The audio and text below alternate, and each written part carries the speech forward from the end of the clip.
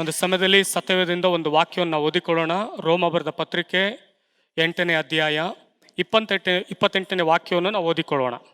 காலை நேரத்திலே கூட ஒரு வசனத்தை வாசிப்போம். ரோமர் 8:28 பிரகாரமாக வாசிப்போம். ಇದಲ್ಲದೆ ದೇವರ ಸಂಕಲ್ಪದ ಮೇರೆಗೆ ಕರೆಯಲ್ಪಟ್ಟು ಆತನನ್ನು ಪ್ರೀತಿಸುವವರ ಹಿತಕ್ಕಾಗಿ ಎಲ್ಲಾ ಕಾರ್ಯವು ಅನುಕೂಲವಾಗುತ್ತದೆ ಎಂದು ನಮಗೆ ಗೊತ್ತದೆ. அன்றியும் அவருடைய தீர்மானத்தின்படி அழைக்கப்பட்டவர்களாய் தேவனிடத்தில் அன்பு கூறுவர்களுக்கு சகலமும் நன்மைக்கு ஏதுவாக நடக்கிறது என்று அறிந்திருக்கிறோம். ಈ ವಾಕ್ಯದ ಶೀರ್ಷಿಕೆ ದೇವರ ಸಂಕಲ್ಪವೇನೆಂಬುದನ್ನು ಕರೆಯಲ್ಪಟ್ಟ ದೇವ ಜನರಿಗೆ ತಿಳಿಯದೇ ಇರುವಾಗ ತನ್ನ ಸಂಕಲ್ಪವನ್ನು ತಿಳಿಸಿದನು. தலைப்பை பார்க்கும்போது தேவனுடைய தீர்மானம் என்ன என்பதை அழைக்கப்பட்ட தேவ ஜனங்கள் அறியாமல் இருக்கும்போது தன்னுடைய தீர்மானத்தை தெரியப்படுத்தினார். ಹಲ್ಲೆಲೂಯಾ. ஹல்லேலூயா. ಈ ಒಂದು ವಾಕ್ಯಕ್ಕೋಸ್ಕರ ನಾವೆಲ್ಲರೂ ಕಣ್ಣುಗಳ ಮುಚ್ಚಿ ನಾವು ದೇವರ ಸನ್ನಿಧಾನದಲ್ಲಿ ನಾವು ಪ್ರಾರ್ಥನೆ ಮಾಡೋಣ. ವಸನಕ್ಕಾಗ ನಮ್ಮ ತಲೆகளை ತಾഴ്த்தி ಜೆபித்துக் கொள்வோம். ಎಲ್ಲರೂ ಪ್ರಾರ್ಥನೆ ಮಾಡೋಣ. ಎಲ್ಲರೂ ಜೆபிப்போம். ಪರಿಶುದ್ಧವಾದ ದೇವನೇ, ನಿಮಗೆ ಸ್ತೋತ್ರವಾಗಲಿ ಸ್ವಾಮಿ. ನಿನ್ನ ಪ್ರಸನ್ನತೆ ಕರ್ತನೆ ಈ ಸ್ಥಳದಲ್ಲಿ ಇಳಿದು ಬರಲಿ ಸ್ವಾಮಿ. ನಿನ್ನ ಮಹಿಮೆ ಇಳಿದು ಬರಲಿ ದೇವರೇ. ನಿಮ್ಮ ಪರಿಶುದ್ಧಾತ್ಮನು ಈ ಸ್ಥಳದಲ್ಲಿ ಇಳಿದು ಬರಲಿ ಸ್ವಾಮಿ. ದೇವರೇ, ನಿನ್ನ ಮಹಿಮೆಯುಳ್ಳ ಪ್ರಸನ್ನತೆ ಸಂಚರಿಸಲಿ ಸ್ವಾಮಿ. ನೀವು ನಮ್ಮ ಮಧ್ಯದಲ್ಲಿ ಕಾರ್ಯ ಮಾಡು ದೇವರೇ. ದೇವರೇ, ನೀವು ಕಾರ್ಯ ಮಾಡು ಸ್ವಾಮಿ. ದೇವರೇ, ನೀವು ಕಾರ್ಯ ಮಾಡಬೇಕಾಗಿ ಪ್ರಾರ್ಥನೆ ಮಾಡ್ತಾನೆ ರಾಜ. ಪರಿಶುದ್ಧಾತ್ಮನೇ, ಪರಿಶುದ್ಧಾತ್ಮನೇ, ಮಿತಿಯಿಲ್ಲದೆ ನನ್ನನ್ನು ತುಂಬಿಸಯ್ಯ. ಪರಿಶುದ್ಧಾತ್ಮನೇ, ಪರಿಶುದ್ಧಾತ್ಮನೇ, ಅಧಿಕವಾಗಿ ನನ್ನನ್ನು ತುಂಬಿಸಯ್ಯ. ಪರಿಶುದ್ಧಾತ್ಮನೇ, ಪರಿಶುದ್ಧಾತ್ಮನೇ, ಮಿತಿಯಿಲ್ಲದೆ ನನ್ನನ್ನು ತುಂಬಿಸಯ್ಯ. ಪರಿಶುದ್ಧಾತ್ಮನೇ, ಪರಿಶುದ್ಧಾತ್ಮನೇ, ಅಧಿಕವಾಗಿ ನನ್ನನ್ನು ತುಂಬಿಸಯ್ಯ. ಅದು ಮೊಣಕಾಲಷ್ಟು ಸಾಲದು, ಸೊಂಟದವರೆಗೂ ಸಾಲದು. ಅದು ಮೊಣಕಾಲಷ್ಟು ಸಾಲದು, ಸೊಂಟದವರೆಗೂ ಸಾಲದು. ಈಜಾಡುವ ಅಳತೆಗೆ ಬೇಕಯ್ಯ. ಓ, ಈಜಾಡುವ ಅಳತೆಗೆ ಬೇಕಯ್ಯ. ಮಿತಿಯಿಲ್ಲದೆ, ಮಿತಿಯಿಲ್ಲದೆ, ಮಿತಿಯಿಲ್ಲದೆ, ಮಿತಿಯಿಲ್ಲದೆ, ಮಿತಿಯಿಲ್ಲದೆ ನನ್ನನ್ನು ತುಂಬಿಸಯ್ಯ. ಓ, ಮಿತಿಯಿಲ್ಲದೆ ನನ್ನನ್ನು ತುಂಬಿಸಯ್ಯ. ಪರಿಶುದ್ಧಾತ್ಮನೇ, ಪರಿಶುದ್ಧಾತ್ಮನೇ, ಮಿತಿಯಿಲ್ಲದೆ ನನ್ನನ್ನು ತುಂಬಿಸಯ್ಯ. ಪರಿಶುದ್ಧಾತ್ಮನೇ, ಪರಿಶುದ್ಧ ಆತ್ಮನೇ, ಅಧಿಕವಾಗಿ ನನ್ನನ್ನು ತುಂಬಿಸಯ್ಯ. ಪರಿಶುದ್ಧನೇ, ಈ ಬೆಳಗಿನ ಛಾವದಲ್ಲಿ ನಿಮ್ಮ ಪ್ರಸನ್ನತೆ ಈ ಸ್ಥಳದಲ್ಲಿ ಸಂಚರಿಸಲಿ ಸ್ವಾಮಿ. ದೇವರೇ, ಒಬ್ಬೊಬ್ಬರ ಜೀವಿತದಲ್ಲಿ ನೀವು ಕಾರ್ಯ ಮಾಡು ಸ್ವಾಮಿ. ಒಬ್ಬೊಬ್ಬರ ಸಂಗಡ ನೀವು ಮಾತನಾಡು ದೇವರೇ. ನಮ್ಮೊಂದಿಗೂ ನೀವು ಮಾತನಾಡು ಸ್ವಾಮಿ. ಯೇಸುವಿನ ನಾಮದಲ್ಲಿ ನನ್ನ ಪ್ರಾರ್ಥನೆಯನ್ನು ಕೇಳು ತಂದೆಯೇ, ಆಮೆನ್. Hallelujah, hallelujah. ದೇವರು ನಮ್ಮ ಮಧ್ಯದಲ್ಲಿ ಸಂಚರಿಸುವವರಾಗಿದ್ದಾರೆ. தேவன் நம்ம மத்தியிலே உலாவுகிற தேவனாய் இருக்கிறார். அவர் ನಮ್ಮ ಮಧ್ಯದಲ್ಲಿ ಯಾವಾಗಲೂ ಸಂಚರಿಸುವ ದೇವನಾಗಿ ನಮ್ಮ ಮಧ್ಯದಲ್ಲಿ எப்போதும் அவர் உலாவுகிற தேவன். ಅಪೊಸ್ತಲನಾದ ಪೌಲನು ರೋಮದಲ್ಲಿರುವಂತ ಜನರಿಗೆ ಬರೆಯುವಂತ ಸಮಯದಲ್ಲಿ ದೇವರ ಸಂಕಲ್ಪ ಎಂಥದ್ದು ಎಂಬುದಾಗಿ ಅರಿತುಕೊಳ್ಳುವುದಕ್ಕೆ ಆ ಪತ್ರಿಕೆಯಲ್ಲಿ ಬರೆಯುವುದನ್ನು ನಾವು ಗಮನಿಸುತ್ತೇವೆ. அப்போஸ்தலனான பவுல் ரோமாபுர ஜனங்களுக்கு தேவனுடைய தீர்மானம் என்ன என்பதை குறித்து எழுதுகிறதை நாம் பார்க்க முடியும். ದೇವರ ಸಂಕಲ್ಪ ಅಂದರೆ ದೇವರು ತಾನು ಇಚ್ಛಿಸಿದ ಪ್ರಕಾರ ನಿಶ್ಚಯಿಸುವುದು, ಯೋಜಿಸುವುದು, ಮುಂಚಿತವಾಗಿಯೇ ತೀರ್ಮಾನಿಸುವುದು ಆಗಿದೆ. தேவனுடைய சித்தம் என்று என்ன என்பதை பார்க்கும்போது தேவன் தன் விருப்பத்தின்படி திட்டமிட்டு நிச்சயமாக ತೀರ್ಮಾನಿಸಿದ್ದು ಎಂಬುದೇ சொல்ல முடியும். ದೇವರು ಯೋಗಕ್ಷೇಮವನ್ನ ಜಗತ್ತಿನ ಯೋಜನೆಗೆ ಮತ್ತು ಮನುಷ್ಯರ ಪರಿತ್ರಾಣವನ್ನ ನೀಗಿಸುವುದಕ್ಕೆ ಇದರ ಅರ್ಥವನ್ನ ಸೂಚಿಸುತ್ತದೆ. மனிதனுடைய மீட்பையும் உலக திட்டத்தையும் தேவன் முன்கூட்டியே அவர் தீர்மானித்திருக்கிறார் என்று. ಪರಿತ್ರಾಣ ಅಂತ ಹೇಳುವಂತ ಸಮಯದಲ್ಲಿ ಪಾಪ ವಿಮೋಚನೆ ಎಂಬುದಾಗಿ ಅರ್ಥ. ಅದರ ಅರ್ಥம் ಪಾಪத்திலிருந்து ஒரு விடுதலை என்று சொல்லி ತಾನು ಮುಂಚಿತವಾಗಿ ನಿಶ್ಚಯಿಸಿಕೊಂಡು ಸಂಕಲ್ಪಿಸಿದ್ದಾನೆ. ಅದು ಮುನ್ಕೂಟಿಯೇ அவர் தீர்மானித்து அதை வெளிப்படுத்தினார் என்று. ಇದನ್ನು ಕುರಿತು ಅಪೊಸ್ತಲನಾದ ಪೌಲನು ತನ್ನ ಅಧ್ಯಾಯದಲ್ಲಿ ರೋಮಪುರದಲ್ಲಿ 8ನೇ ಅಧ್ಯಾಯದಲ್ಲಿ ಅದನ್ನ ರಚಿಸಲ್ಪಡುವುದನ್ನು ನಾವು ಗಮನಿಸುತ್ತೇವೆ. அது 8வது அதிகாரத்திலே பவுல் எழுதின பிரகாரம் ரட்சிப்பை குறித்து அதில் எழுதப்பட்டிருக்கிறது. ಆ ಒಂದು ಸಂಕಲ್ಪ, ದೇವರ ಒಂದು ತೀರ್ಮಾನ, ದೇವರ ಒಂದು ಉದ್ದೇಶ, ದೇವರ ಒಂದು ಕಾರ್ಯ, ಅದು ಕರ್ತನ ಏನ್ ಮಾಡಿದರೆ ಮೊದಲೇ ಅದನ್ನು ತೀರ್ಮಾನಿಸಿರುವುದನ್ನು ನಾವು ಗಮನಿಸುತ್ತೇವೆ. தேவனுடைய சித்தம், தேவனுடைய காரியங்கள், தேவனுடைய தீர்மானம் முதலாவதே முன்கூட்டியே ಅಲ್ಲಿ எழுதப்பட்டிருக்கிறது, தீர்மானிக்கப்பட்டிருக்கிறது. ಜಗದೋತ್ಪತ್ತಿ ಮುಂಚಿತವಾಗಿಯೇ ದೇವರು ಮನುಷ್ಯನೊಂದಿಗೆ ತನ್ನ ಸಂಕಲ್ಪವನ್ನ ನಿಶ್ಚಯಿಸಿಕೊಂಡನು. உலகம் உற்பத்தி ஆவதற்கு முன்பாகவே தேவன் ಜನங்களோடு கூட ஒரு உடன்படிக்கை என்று சொல்லி பார்க்கிறோம். ಕರ್ತನಾದ ದೇವರು ಪಾಪದಲ್ಲಿ ಜೀವಿಸುತ್ತಿದ್ದಂತ ನಮ್ಮನ್ನ, ಕೆಟ್ಟು ಹೋಗಿದ್ದಂತ ನಮ್ಮನ್ನ ರಕ್ಷಿಸುವುದಕ್ಕೆ ಯೇಸು ತನ್ನ ಸಂಕಲ್ಪವನ್ನ ಮನುಷ್ಯರಲ್ಲಿ ನೆರವೇರಿಸಬೇಕೆಂಬುದಾಗಿ ಹೇಳಿ ಅವರು ತೀರ್ಮಾನ ತೆಗೆದುಕೊಂಡರು. ஜனங்கள் தன்னுடைய பாவத்தினாலே கெட்டு போயிருக்கிறதான வேளையில அவர்களோடு கூட உடன்படிக்கை செய்து கொள்ளும்படிக்கு அவர் முன்பாகவே அவர் தன்னை தீர்மானித்துக் கொண்டார். ತಾನೇ ಕರ್ತನಿಗೆ ದೇವರು ಏನ್ ಮಾಡಿದ್ರು, ಯೇಸು ಸ್ವಾಮಿ ತನ್ನನ್ನು ತಾನೇ ಸಮರ್ಪಿಸಿಕೊಂಡರು, தன்னைத்தானே அவர் ಒಪ್ಪು கொடுத்தார் என்று சொல்லி பார்க்கிறோம். ಹಾಗಾದ್ರೆ ದೇವರ ಸಂಕಲ್ಪ ಒಬ್ಬ ಮನುಷ್ಯನ ಒಳಗಡೆ ಮೊದಲೇ ತೀರ್ಮಾನಿಸಿದ್ದಾರೆ.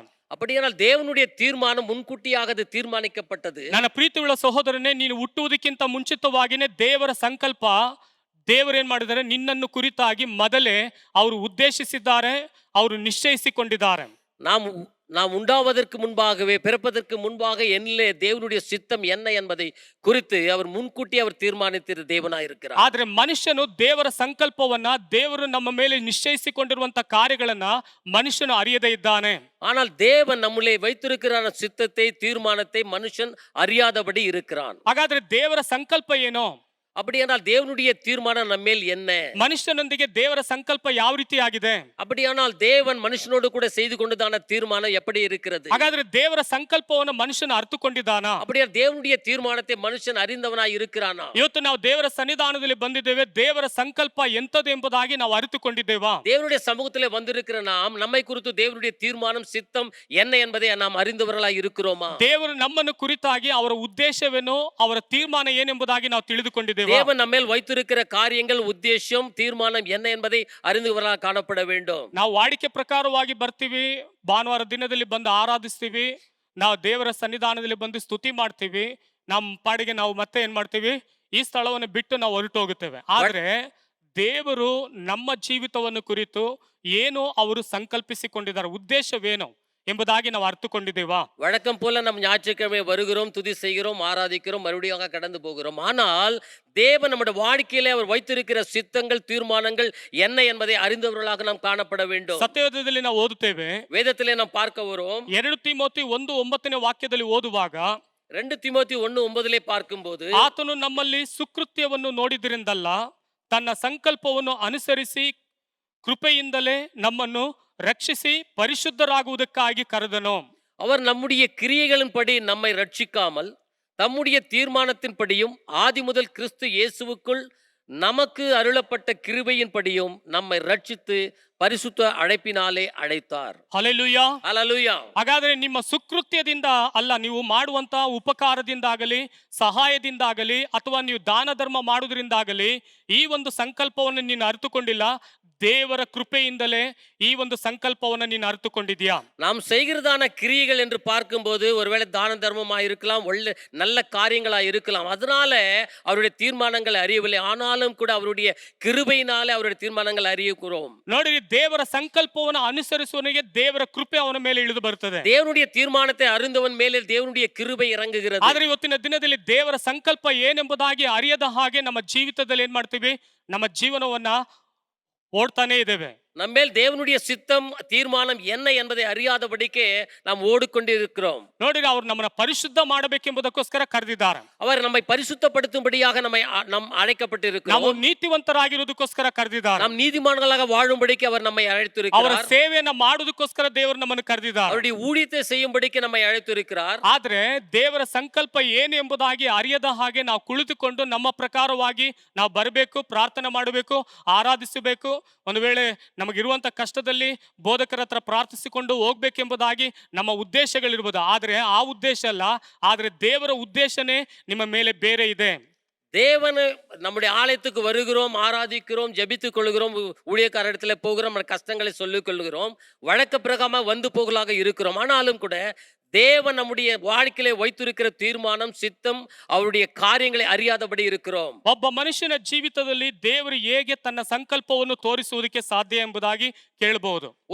ஒரு மனுஷனுடைய வாழ்க்கையிலே அவருடைய தீர்மானத்தை எப்படி அவர் வெளிப்படுத்துகிறார் என்பதை குறித்து நாம் கேள்விப்பட முடியும். ವಿಲಿಯಂ ಕೇರಿ ಅವರ ಜೀವಿತದಲ್ಲಿ ಅವರು ದೇವರನ್ನ ಹೇಗೆ ಸಮರ್ಪಿಸಿಕೊಂಡರು, ಅವರ ಜೀವಿತದಲ್ಲಿ ಹೇಗೆ ತನ್ನ ಜೀವಿತವನ್ನ ಸೇವೆಗೆ ಮುಡುಪಾಗಿ ಒಪ್ಪಿಸಿಕೊಟ್ಟರು ಎಂಬುದಾಗಿ ನಾವು ಗಮನಿಸಿ ನೋಡುವಾಗ, வில்லியம் கேரி என்றதான ஒரு சகோதரர் தன்னுடைய வாழ்க்கையை தேவனுக்காக எப்படி அர்ப்பணித்து கொண்டார் என்பதை குறித்து அவருடைய காரியங்களை பார்க்கும்போது 1761ರಲ್ಲಿ ಅವರು ಇಂಗ್ಲೆಂಡಿನಲ್ಲಿ ಜನಿಸಿದರು. 1761 வருடத்திலே அவர் இங்கிலாந்து தேசத்திலே அவர் பிறந்தார். ಅವರು ಬೆಳೀತಾ ಬರುತ್ತಿರುವಂತ ಸಮಯದಲ್ಲಿ ಅವರು ಚಪ್ಪಲಿ ಹೊಲಿಯುವಂತ ಕೆಲಸವನ್ನ ಮಾಡ್ತಾ ಇದ್ರು. அவர் வளர்ந்து வருகிறதான வேளையிலே அவர் செருப்பு தைக்கிறதான ஒரு தொழிலாளியாக காணப்பட்டார். ಅವರು ಚಪ್ಪಲಿ ಹೊಲಿಯುವಂತ ಕೆಲಸದ ಸಮಯದಲ್ಲಿ ತನ್ನ ಸ್ವಂತ ಕೈಯಿಂದ ಒಳ್ಳೆಯ ಶಿಕ್ಷಣವನ್ನ ಅಧ್ಯಯನ ಮಾಡಿದರು.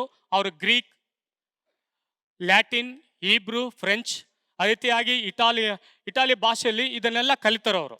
அவருடைய தன்னுடைய வேலைகளை செய்து கொண்டே அவர் அநேக பாஷைகளை, அப்படியானால் கிரேக், லத்தீன், ஹீப்ರೂ, பிரெஞ்சு, இத்தாலி என்றதான ಅನೇಕ மொழிகளை அவர் என்ன கற்றுக்கொண்டார். ನೋಡಿರಿ, ಆ ಒಂದು ಚಿಕ್ಕ ವಯಸ್ಸಿನಲ್ಲೇ ಆ ಒಂದು ಭಾಷೆಗಳನ್ನ ಅವರು ಕಲಿತುಕೊಳ್ಳುವುದಕ್ಕೆ ಪ್ರಾರಂಭಿಸಿದರು. அந்த சிறு வயதிலே ಅನೇಕ ಭಾಷೆகளை அவர் அறிந்து கொள்ளும்படியாக, கற்றுக்கொள்ளும்படியாக ಉತ್ಸಾಹமாக இருந்தார். ಅವರು ಒಂದು ದಿನ ಯೇಸು ಕ್ರಿಸ್ತನ ಸುವಾರ್ತೆಯನ್ನು ಕುರಿತಾಗಿ, ಸತ್ಯವೇದವನ್ನು ಕುರಿತಾಗಿ ಓದುತ್ತಾ ಇದ್ದರು. அவர் இயேசு கிறிஸ்துவை குறித்து அவருக்கு எழுதப்பட்ட காரியங்களை குறித்து அவர் படித்துக் கொண்டிருந்தார். ಅದು ಯೇಸು ಕ್ರಿಸ್ತನ ಸುವಾರ್ತೆಯ ಒಂದು ಪ್ರಭಾವ ಅವರ ಜೀವಿತದಲ್ಲಿ, ಅವರ ಆತ್ಮದಲ್ಲಿ ಕ್ರಿಯೆ ಮಾಡುವುದಕ್ಕೆ ಪ್ರಾರಂಭವಾಯಿತು. இயேசு கிறிஸ்துவினுடைய அந்த சுவிசேஷத்தை பற்றிதான ஒரு செய்தி அவருடைய உள்ளத்தை அவர் கவர்ந்து இழுக்கிறதா ಕಾಣப்பட்டது. ಅವರ ಆತ್ಮದಲ್ಲಿ ಒಂದು ಪ್ರೇರೇಪಣೆ ಉಂಟಾಯಿತು.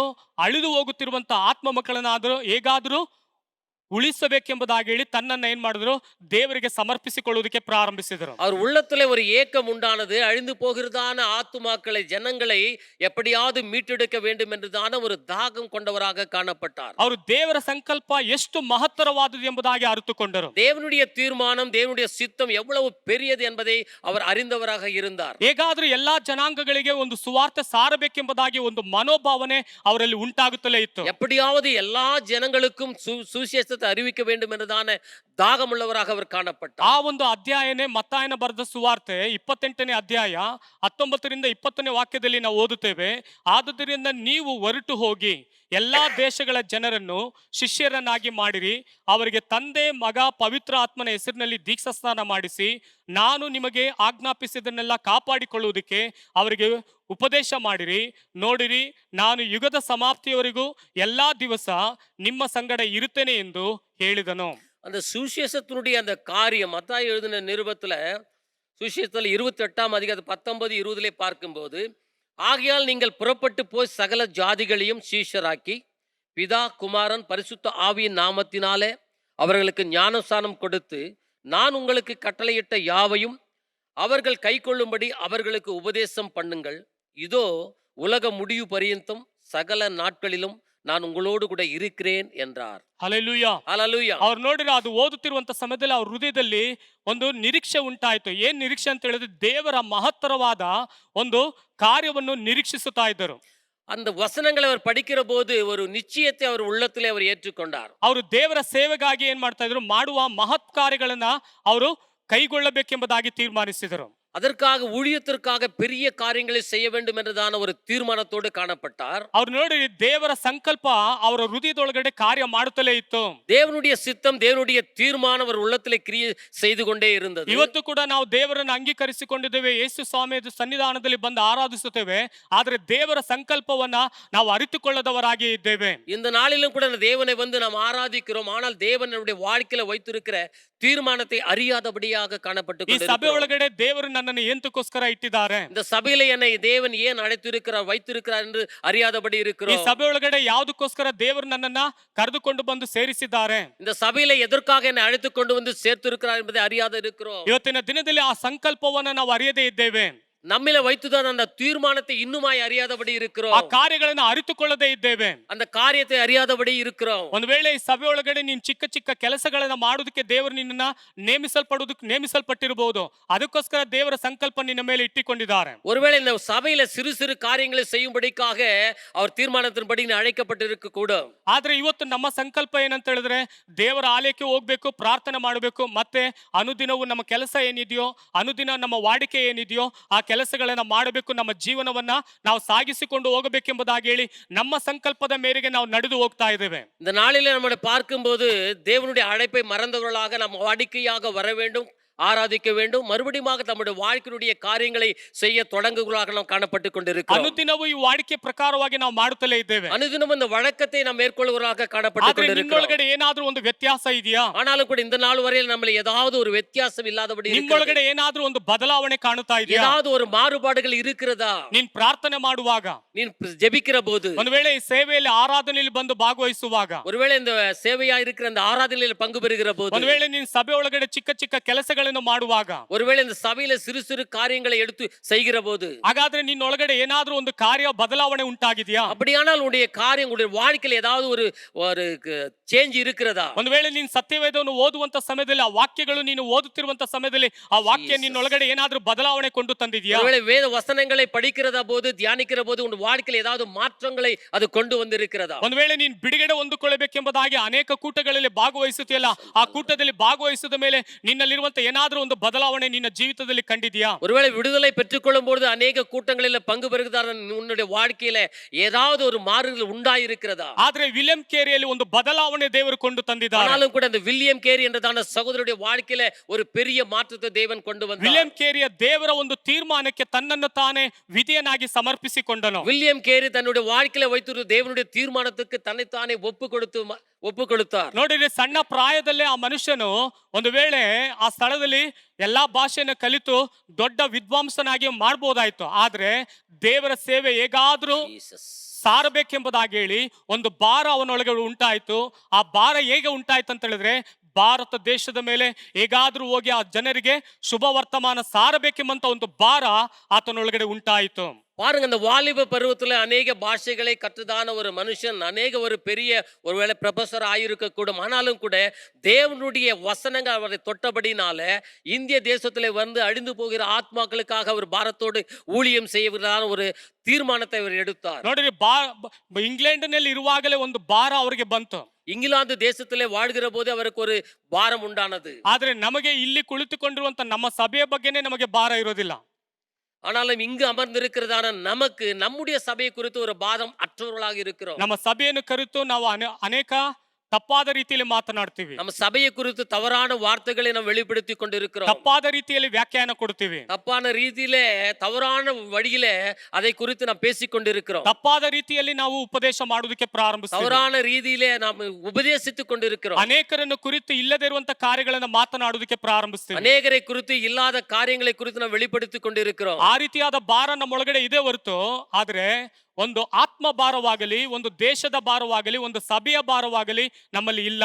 அப்படிப்பட்டான பாரங்களை பெற்றவர்களாக இருக்கிறோமே தவிர சபையை குறித்து ஒருவேளை ஊழியத்தை குறித்து பாரம் அற்றவர்களாக இருக்கிறோம். ಒಂದು ಸೇವೆ ಮಾಡಬೇಕೆಂಬಂತ ಭಾರ ನಮ್ಮಲ್ಲಿ ಇಲ್ಲ.